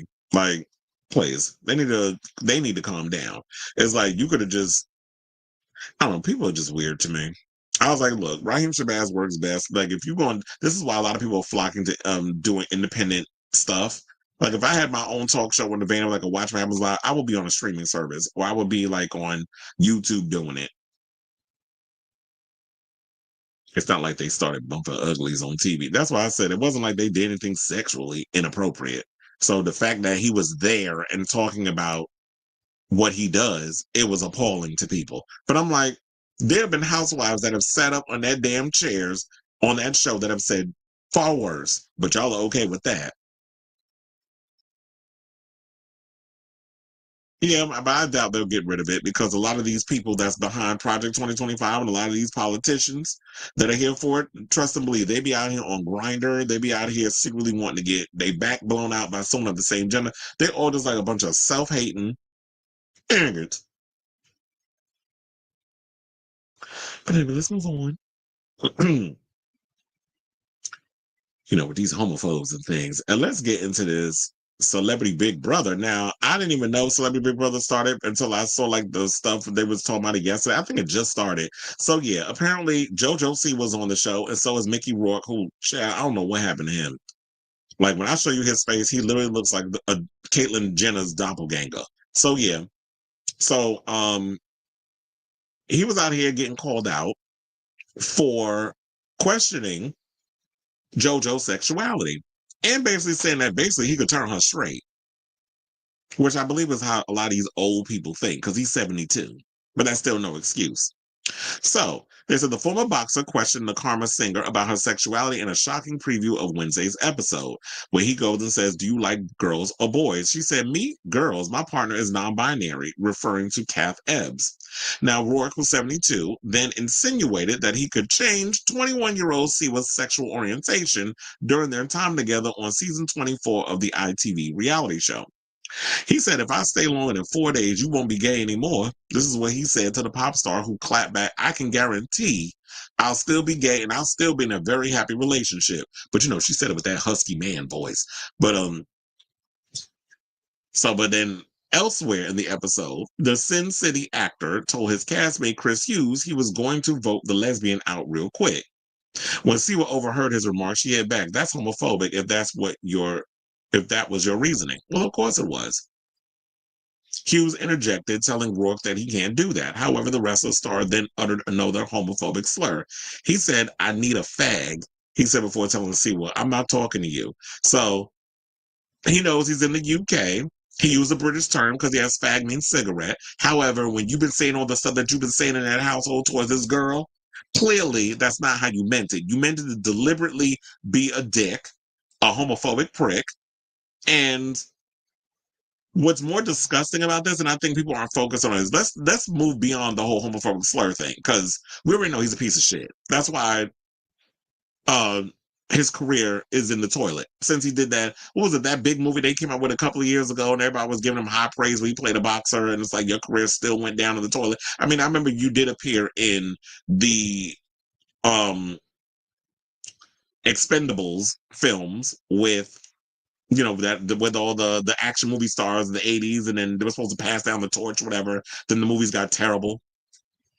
So yeah, you was getting movies here, there, and stuff, but you deliberately meant that. But let's get past the whole fag thing. Let's focus on the fact, why this old ass man hitting on a little 21-year-old girl?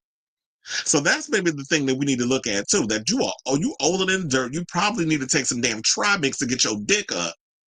And you up in here sitting talking about how you want to get with a 21-year-old, or you want to turn a gay girl straight. And this is the ongoing thing I be talking about, like these gross ass men, not only in Hollywood, just in general, where there's a lot of them that run around thinking that gay is a choice, that if you look at somebody, that you want somebody you can't have, that is a phase, you're not born gay, and that, oh, you just didn't get the right dick. You didn't get fucked right. This is how a lot of these men think. Men like Mickey Rourke. That's how a lot of them think. That's, oh, you ain't get with the right one yet. So if I got with you, trust and believe, you're going to be craving peen for the rest of your damn life. Trust and believe, when you look at JoJo Siwa, you do not get that she would ever go back with or being with someone of the opposite sex. She gives me aggressive lesbian. She gives me stud tease. Like, JoJo is a stud. There ain't no way that she's getting with a dude. Because he would be more, she got more testosterone running through her veins than Mickey Rourke. Quiet as a scab. She could probably beat his ass. And he was the professional boxer. So now, due to his remarks, he was called to the diary room and issued a stern warning from the show. "Mickey, before you enter the Big Brother house, the rules regarding unacceptable language and behavior were explained to you," he was told. Rourke was then read back his exchange with Siwa and asked whether he understood how it could be viewed as offensive to his housemates and viewers at home. He said, "Yeah, I think so, if I was saying it in a nasty kind of way or if I truly meant it," he replied. The 9.5-week star was told that he would be removed from Big Brother house if he exhibited further language or behavior of this nature. Now, Rourke ultimately apologized for his actions, saying he did not have dishonorable intentions and was just talking smack. You're full of shit. That wasn't what you were doing. You were not trying to talk smack. So I'm not buying it at all. In this whole situation, child, you need to lay off whatever it is you're getting injected in your face because you look crazy. But I have to say, I like those chairs, though. Those chairs look crazy. They look like something that should be on Drag Race. So, ooh, child, they done box your face. But I got but let's leave it here because then it shows like they kiss and made up, I guess, for the show and all that other stuff. So Rourke Ultimate, and then they said I wasn't taking it all so serious. I didn't mean it in any bad intentions, and if I did, sorry. Now, they, according to, because I got this on page 6, so shout out to them. They did reach out to reps of both Rourke and Celebrity Big Brother UK, but they did not immediately hear back. So I don't know. I saw that some people were watching Celebrity Big Brother and posting clips and stuff all over social media. I can't see it because I don't have UK TV, but I will definitely be keeping abreast of what's going on in that household. I wish I knew. Um, Hold on, let me see because I was like, who else is on this show? So that way I can know who. They said first star facing celeb Big Brother eviction revealed after killer nomination, probably Mickey Rourke. And word on the street is, because I'm seeing it according to the Independent. Let's pull that up. They said that people are calling for him to be removed. They want him out over what he's doing to her, to that girl. So they said one contestant in particular, American actor Mickey Rourke, has been the cause of significant controversy as he was issued a warning. I just want to get to what the people are saying. They said Siwa was confronted by Love Island star Chris Hughes as she broke down in tears, while Rourke was given formal warning by Big Brother staff. They said that, it was The Wrestler. I don't know why I could not think of that damn movie, because they was all talking about it. So they said the events have caused viewers to call for the actor to be axed from the series, with one person writing on Twitter, he should be removed for this. It's disturbing, particularly after how he was with AJ too.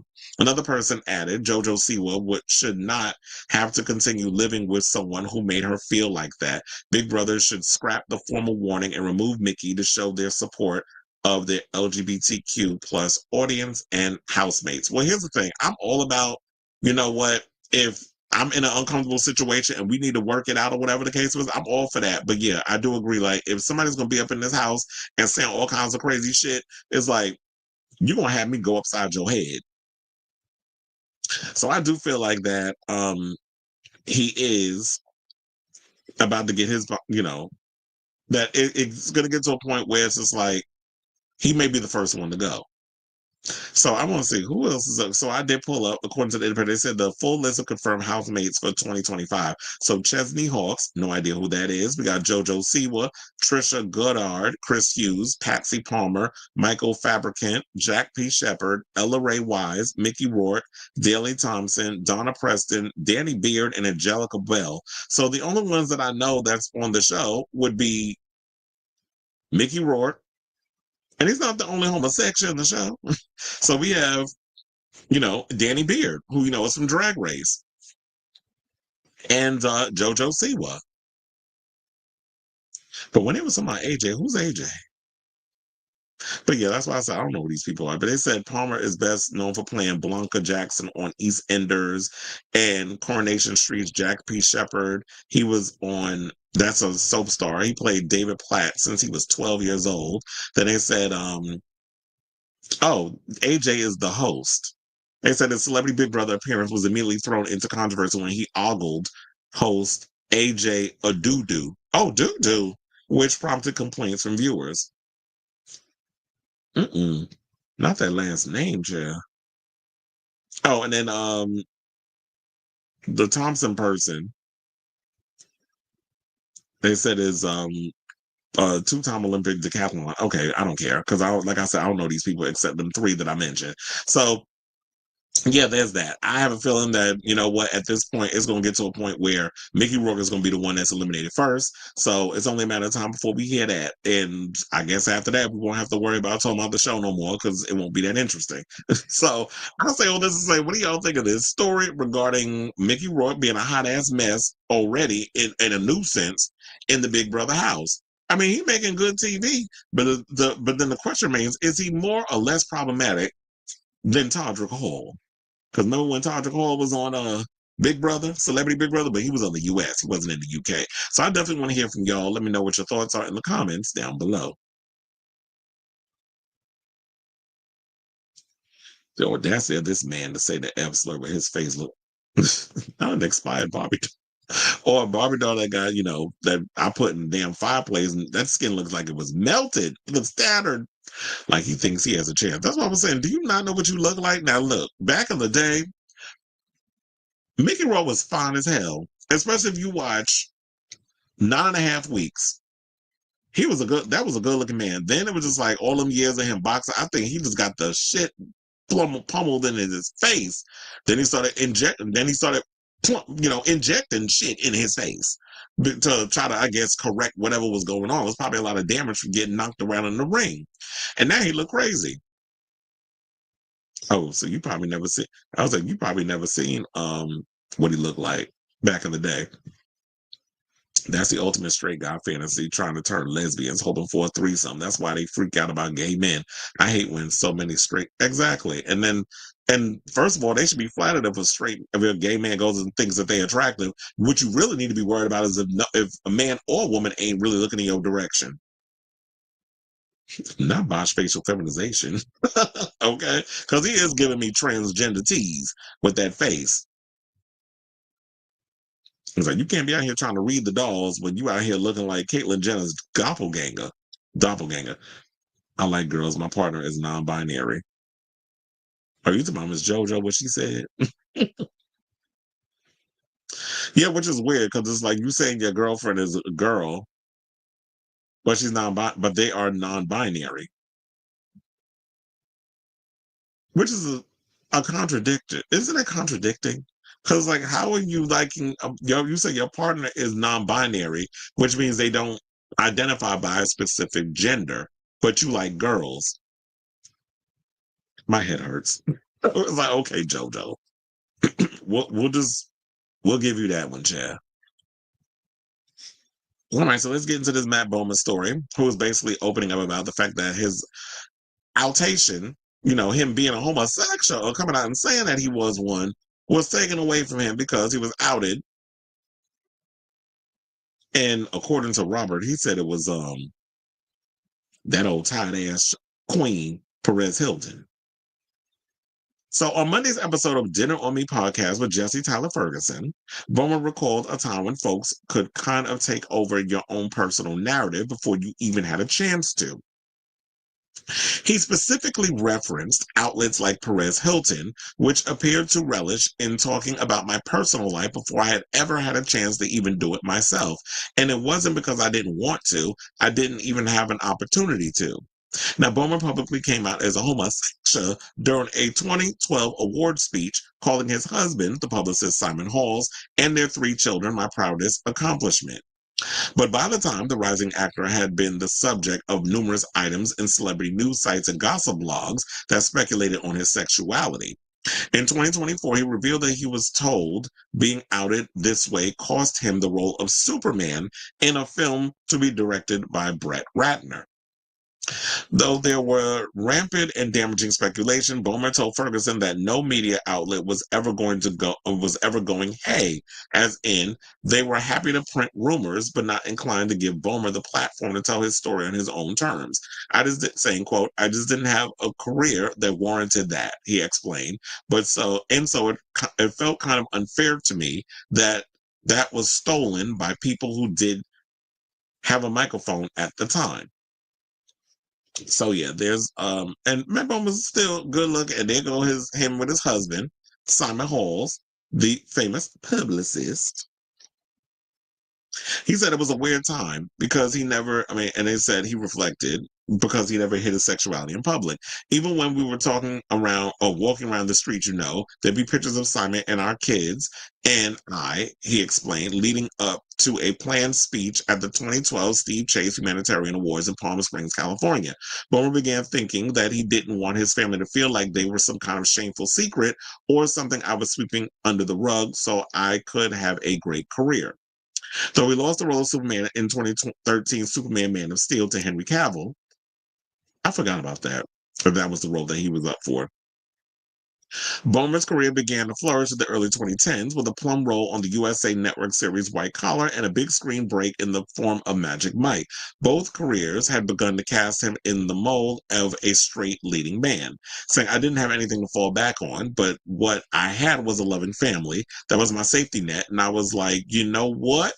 If the worst that happens is that I don't work again and I have this beautiful family who I love and who loves me, then so be it. Well, look, the good thing about Matt Bomer is that he still relatively has a great career. Like, he may not get the leading man stuff, and I do like the idea that he's one of the rare he's one of the rare gay actors who play straight, and people aren't upset over him playing that part. So it goes to show that it's selective in regards of like a lot of y'all out here being like, it's not believable that a gay man could play a straight rope child. Quiet as it's kept. A lot of us homosexuals have been running around doing straight cosplay when we have to assimilate into society. And there's a lot of people out here doing it now. So for y'all to sit up here and think that it's not believable, trust and believe. If we want, there are some of us who aren't necessarily clockable that can pull it off and perpetuate the straight acting role in order for us to move through the world, especially depending on the type of career that you have. And there's a lot of actors still to this day in 2025 that are so afraid to come out as gay because of the fear of their careers being destroyed or ruined. And yeah, there are many more opportunities for gay actors, or like gay roles and this and that nature, but they don't want to risk that. They don't want to risk it. They don't want to deal with the hassle. So as y'all know, the actor is going to star in shows like Fellow Travelers, which you can see in the photo that I have up on the screen, a historical series set in the world of politics in the 50s, which explores the deleterious psychic effect that being forced to live in a closet can have on LGBTQ people. Speaking about his character Hawk to Entertainment Weekly in 2023, Bomer noted Hawk does have a public persona that he needs to survive and maneuver in the world that he's in, but underneath it all, it's a real F you. The actor called that so refreshing to get to play, but it was also really refreshing to see. Not that every intimate gay relationship is like that, but to see an aspect of gay sex brought to life in such an authentic and unflinching way. And that's what I've always been saying too, is that, you know what, we're not a monolith. And that goes for any marginalized group. Like, we're not a monolith. We all have our different nuances and things that work, and that we do things one way, and then there's people that do things other ways. And seeing a relationship play out in this unconventional way, I did think that it was refreshing. And plus those sex scenes, that's not something we really saw being portrayed on screen in a long time. I mean, yeah, we had our queer folks and stuff, and they got a little bit explicit with that, and they're both on Showtime. But it was good because Fellow Travelers was definitely good. If y'all haven't seen it, definitely check it out. I highly recommend it. But and it's unfortunate that you had trash out here, like some of these other bloggers that feel like, oh yeah, I need to out people. Like me, I'm only outing you if you were a damn hypocrite and doing stuff that's going to be damaging to the queer community. But you out here low key, laying low and spreading it wide with someone of the same gender. So if you're doing that, yes, I'm calling your ass out. I will hold up a sign and out your ass. But when it comes down to things like in a place of like a Matt Bomer or anybody else, people need to come out in their own time or when they're ready. And it's not your place to actually do that. So shout out to you, Matt Bomer. And, if you haven't, definitely check out Mid-City Modern, which is over there on Hulu, because I saw there was also a post where there was about Miss Coco Peru and why her scenes were cut from the pilot episode, and they said it was because it was too risque. And I'm sitting there like, maybe it could have used the risque because it's Hulu. It's not like Mid-City Modern is going to be on network television. Y'all up in there cussing. So I don't see where in the scenes that was so raunchy that y'all couldn't put it in the show. But that's what they said, and we'll just go along with it. So I say all this to say, what do you guys think of this story in regards to what Matt Bomer had to say on being outed by the tabloids, particularly, a lot of the tabloids and some of these messy bloggers. So whatever your thoughts are, let me know in the comments down below.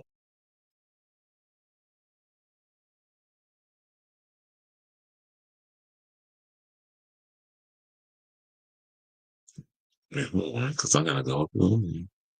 You said, damn, you right. He had a pretty face. Now the outside makes. That's what I said. Mickey Rourke was good looking back in the day. And then it was like, I guess he did all that, all that boxing and stuff, fucked up his face. Tulsa gave him a residency. I was like, a residency? They said her residency is in Texas, but she voted in Hawaii. Hawaii and Texas are investigating if her votes are valid. It should not be, because I feel like if you don't reside in a certain state, then you shouldn't be living there. But a lot of these politicians be out here pulling these stunts. It's kind of like the whole thing with Cory Booker fake behind, why he decided to go, I want to embed myself in Jersey, so I'm gonna move up in the projects, so that way y'all can be up being silly. See, I'm real. Go vote for me. Like, eat a dick. I'm not buying it. You're fake. And a Zionist. You just voted for Trump to send bombs over to Israel so y'all can continue to bomb and steal Gaza. So, and after that little stunt of, I sat up there and I beat Strom Thurmond's record for running my mouth for over 24 hours. Whoopee, you beat a racist. What do you want, a cookie? And I had somebody in my comments on social media sitting there talking about, well, who do you suggest? Because we got to pick somebody. I'm not just going to blindly pick somebody just because y'all want a revolution, and none of these damn politicians are willing to have the balls to stand up against the oligarchy. Because it goes to show you that they're both two sides of the same coin. And it ain't my job to sit up here and come up with a solution. I'm not running for office. That's what these people are supposed to be doing. So why you asking me to come up with the solution? I'm tired of white folks always looking at us people of color to come up with the answers. It's like, what you think? What you think we should do? Because your solution, I promise you, is not going to be a good one. But whatever. I have people try to talk to me like in a condescending way. That's kind of like when Felix and I had this conversation about a certain DJ friend of mine that I used to be friends with, that I used to do a podcast with, and he said he taught them in a condescending way, and I said that was the exact reason why I don't fuck with him, and he reminded me of why I don't fuck with him.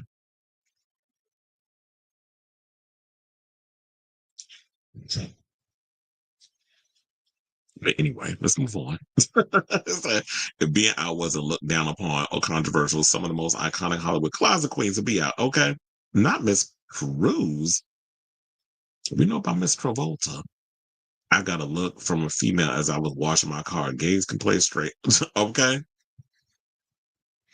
Breaking on TMZ, Wendy's guardian blocked her from having dinner with her niece. That evil ass bitch. We don't like her. Remember when Barbara Walters tried to out Ricky? Yes, I remember that, and they still dragging her over that. I'm not gonna lie. I feel like Bomer can play as straight because he kind of bland. I mean, yeah, he does give like your average white dude, so he can pretty much blend in with that. He's good looking, but he'll never win an Oscar. I don't know if he cares though. But yeah, that's sad. Ricky Martin Gay says, tease, clock it, Miss Corey, another butt broken clock. Okay. Also, the reason I mentioned the Celebrity Big Brother was Jenna and Farrell also had Natasha from Natasha. Oh, so funny enough, you knew exactly what I was talking about, Robert. Because that's what I was talking about. I was talking about that old tight ass fat bitch. I don't like her. It's like, what you're not going to do is talk to me crazy. Ooh, my back is hurting. You're not going to talk to me crazy and thinking you're going to get away with it, because I will cuss your ass out. So fuck her. She think because she do her Madonna worship that means something. Okay, and you ain't Madonna, girl. It ain't like she ever gonna perform there. So whatever. Mm-hmm. He could, of course he did, because he realized he a dumbass bitch who act like he's so fucking smart, and because she run around holding up picket signs and thinking she Miss Political, that she I said, girl, you not as versed in politics as I am, and I'm not trying to be in a competition with you. My beliefs is my beliefs and yours is yours, but what you're not going to do is talk down to me like you crazy and in a condescending way, because I will curse you out. That's just what you're going to get. You're not going to talk to me crazy. I don't care who it is. The wannabe independent bear, Carlos Acosta, needs to be. Wait, why does that name sound familiar? But wait a minute, you said that. How you going to say Chauncey attacked me saying? Or is this the rest of the sentence? All right, y'all. So let's move on because we got 2 more topics. Wait, oh, you said him and Carlos are good friends. I don't know how close they are. As I say, I think I know that name, but whatever. Let's move on, y'all. Let's talk about Miss Bob the drag queen. So, it looks like Bob is letting it be known that they have no interest in coming back to compete on any future season of RuPaul's Drag Race. So, the season 8 winner has been a fan favorite ever since she sashayed into the workroom almost a decade ago, but it looks like he won't be making a reappearance on the runway if his latest commitments are anything to go by. Now, joining Netflix reality TV darling Harry Jowsey on his podcast, damn, everybody got a goddamn podcast, Boyfriend Material, Bob was asked if he'd ever return to Drag Race. Bob's reply, I think I'm good. I won already. Continuing, he had a bit of a read of some of his Drag Race sisters. He said, also going to All Stars is no shade, but that's for losers. Go back to where you lost and I won. Sounds a little shady to us, Bob. That's according to Pink News. That's what they said. So Bob also addressed not being invited back for the first Drag Race All-Winner season in 2022. Jowsey played the good host and refused that they didn't want the ratings. They didn't want the ratings would go crazy. That don't make sense. It said Bob replied, in their defense, I was busy and probably would have said no anyway, but it is true that I wasn't invited. Well, maybe they had a certain narrative of which queens they wanted, building around the challenges or whatever the case is. Even though I will say this, the all-winner season, it was like, yeah. That's how pretty much I felt about it. I mean, it was great to see Jinx, Monsoon, and all them up in there, but I was like, I don't feel with no ways about it. But and they also said that, and Bob has been busy. In addition to hosting the popular sibling rivalry podcast with Monet, he also appeared on The Traitor season 3, and he also was on We're Here, and he also just dropped the book, Harriet Tubman Live on Tour. And also he's been traveling the world with Madonna with the Celebration Tour. So he's been busy. Or was it, what did I say? Live on Tour, I meant Harriet Tubman Live in Concert. Same shit, different toilet. It's a concert, it's a tour, same thing. But so he's been booked and busy. So if you don't if you didn't do if you don't want to do it, then that's fine. I definitely want to check this interview out. I haven't gotten around to watching it, but I'm like, God damn, everybody got a podcast. First of all, didn't Harry Jowsey have an OnlyFans too? Come on, he had that. But I mean, here's the thing. I would love to see Bob the drag queen come back on Drag Race, but I feel like at this point, when sometimes when it's like I feel like if you go on Drag Race, for the most part, if you're smart about it, it should be used as a way to platform your career to bigger and better things. And to me, when you look at someone like a Bob the Drag Queen, no shade, does not need Drag Race to remain relevant. We know that they come from that show, but I feel like he's so much bigger than Drag Race. He's so beyond that show. I don't feel like you need to come back. If Bob was to come back, it would be cool, but I feel like in a way it'd be a downgrade, because he has so many other things going on. And I want to see the Drag Race girls branch out to other things instead of them having to come on and just do the show, that show in order so people can remember where they came from. Like if you're going to have Bob on, I feel like if you're a big star like a Bob or Bianca Del Rio or somebody like that, or Adore, y'all should have them come on and be a judge or mentor in some sort of way. Meaning, like if there's a singing challenge or a performance challenge, a live performance challenge, whatever, you can have Adore come on and mentor the girls in that way. Or if you do like a comedy challenge, whatever the case is, you can have Bianca come on, or you can have Bob come on. Like you can bring the queens on and do other, like back when they had Alyssa Edwards come on and do the choreography. Like that's something you would want to have her come on for. So, unfortunately, we're not going to see Bob, but like I said, he's too booked and busy. He ain't got time. So I want to hear from y'all. What do you think of this story? Were you upset that we're not getting Bob the drag queen to be making his way over there on Drag Race to compete on All Stars? So whatever your thoughts are, let me know in the comments down below. I love them elaborate on mid-century modern. They did a good tribute episode. Yeah, I like the fact that I liked her on that show. She was actually pretty funny. It was sad to see, like, yeah, she did pass away. So now if the show gets a season 2, of course they got to write that in. I don't think they should replace her, but they should address it.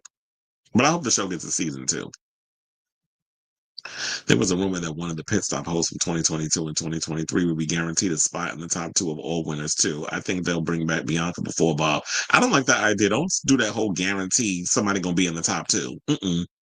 I don't like the rigor mortis of Drag Race. I don't like the fact that now it's become more or less about selling this Vegas residency rather than actually looking for the next drag superstar, because that's what I felt like. Like I'm still riveted about that last episode when y'all had to meet me in the gift shop. That is the worst song I've ever heard from this show.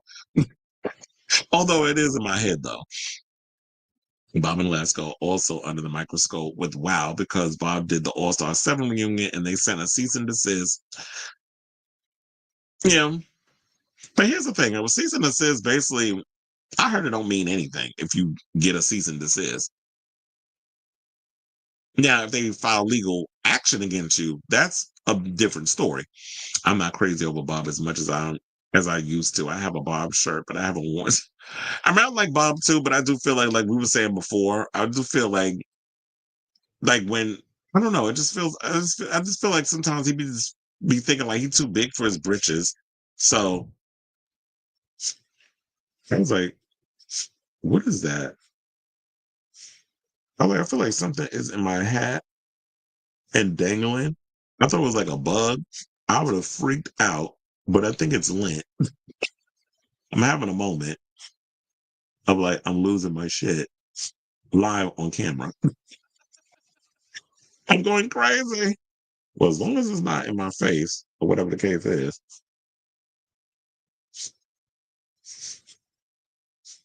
Don't I look like I'm nuts doing this with my hat? Anyway, let me stop.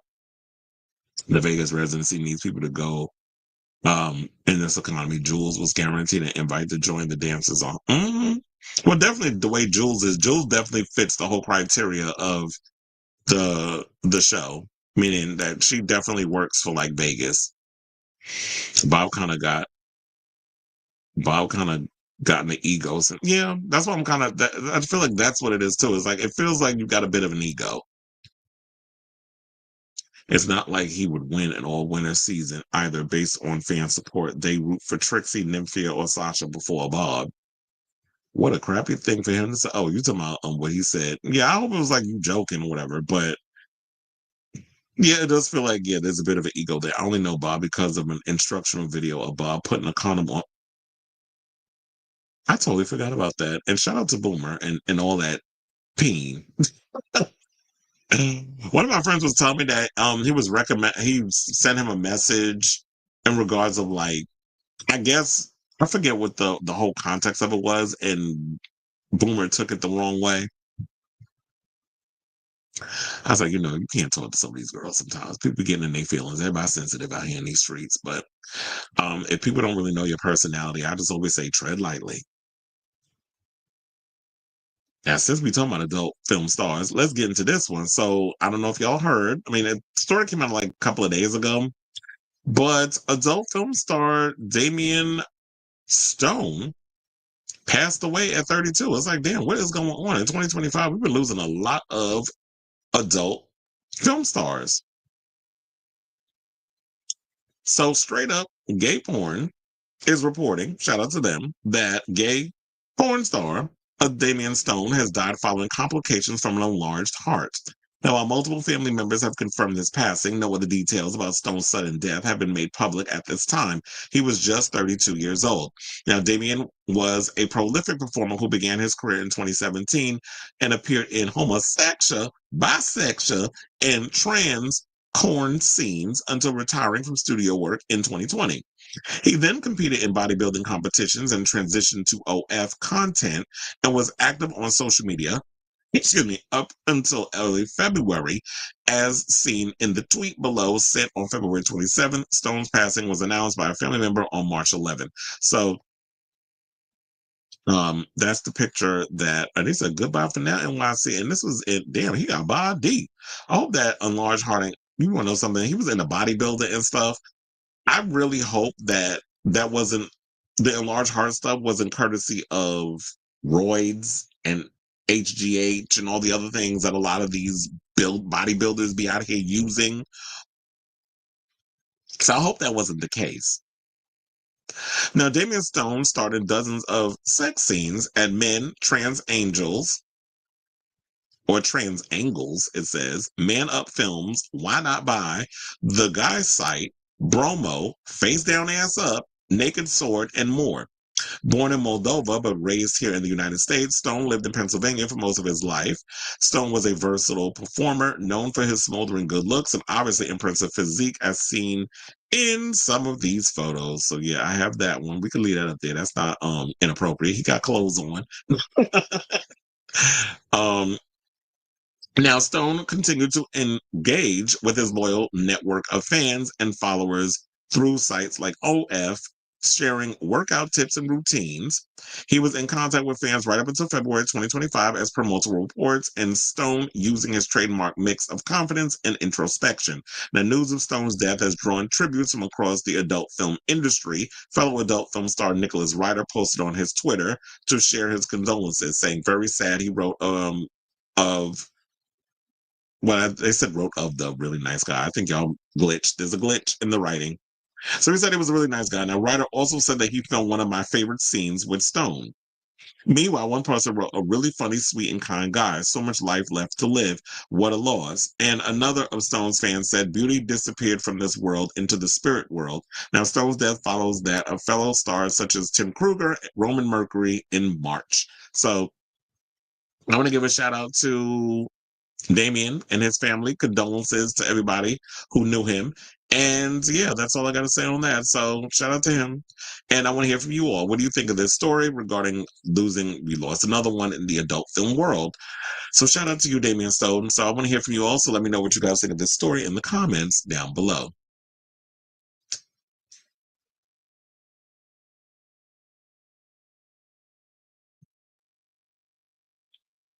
He said, let me guess, heart complication.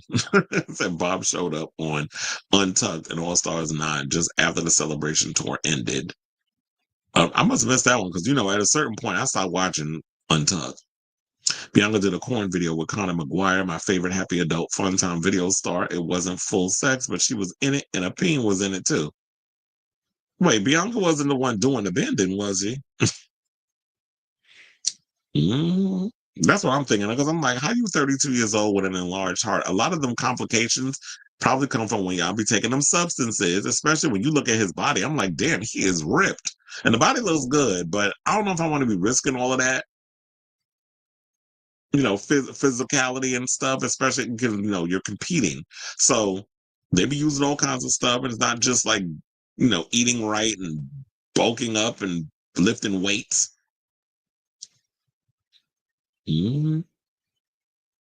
That's what they say. Oh, you saying you sent it to me on the Twitter? Not you sending me adult content. But anyway, all right, y'all. So we're at the end of today's show. I want to thank you all for tuning into the latest episode of Chris Samler Unfiltered. If you have not already, please do me a solid and hit that like button and that subscribe button, and also shut it out. Now I done messed up my situation. Smash that notification bell so that way you know when we go live with a brand new episode of Chris Samler Unfiltered. I'll probably see if I can do a show over the weekend because, I'm going to be busy tomorrow and Friday. Mary J. Blige is performing, so I'll be doing that event. And I'll let you guys know how that all is. So I'm going to try to come on the weekend and give you all a little song. So definitely thank you all for tuning in. Thank you all for chiming in and Keke will be in the comments. I'll definitely try to be on this weekend because, like I said, I'm going to be busy this week. All good stuff. Hopefully the Knicks go into the playoffs and things of that nature. So, yes, thank you, ta-ta, and all that good stuff. So, love you all for watching. Thank you all for tuning in. Until next time, ciao, darlings.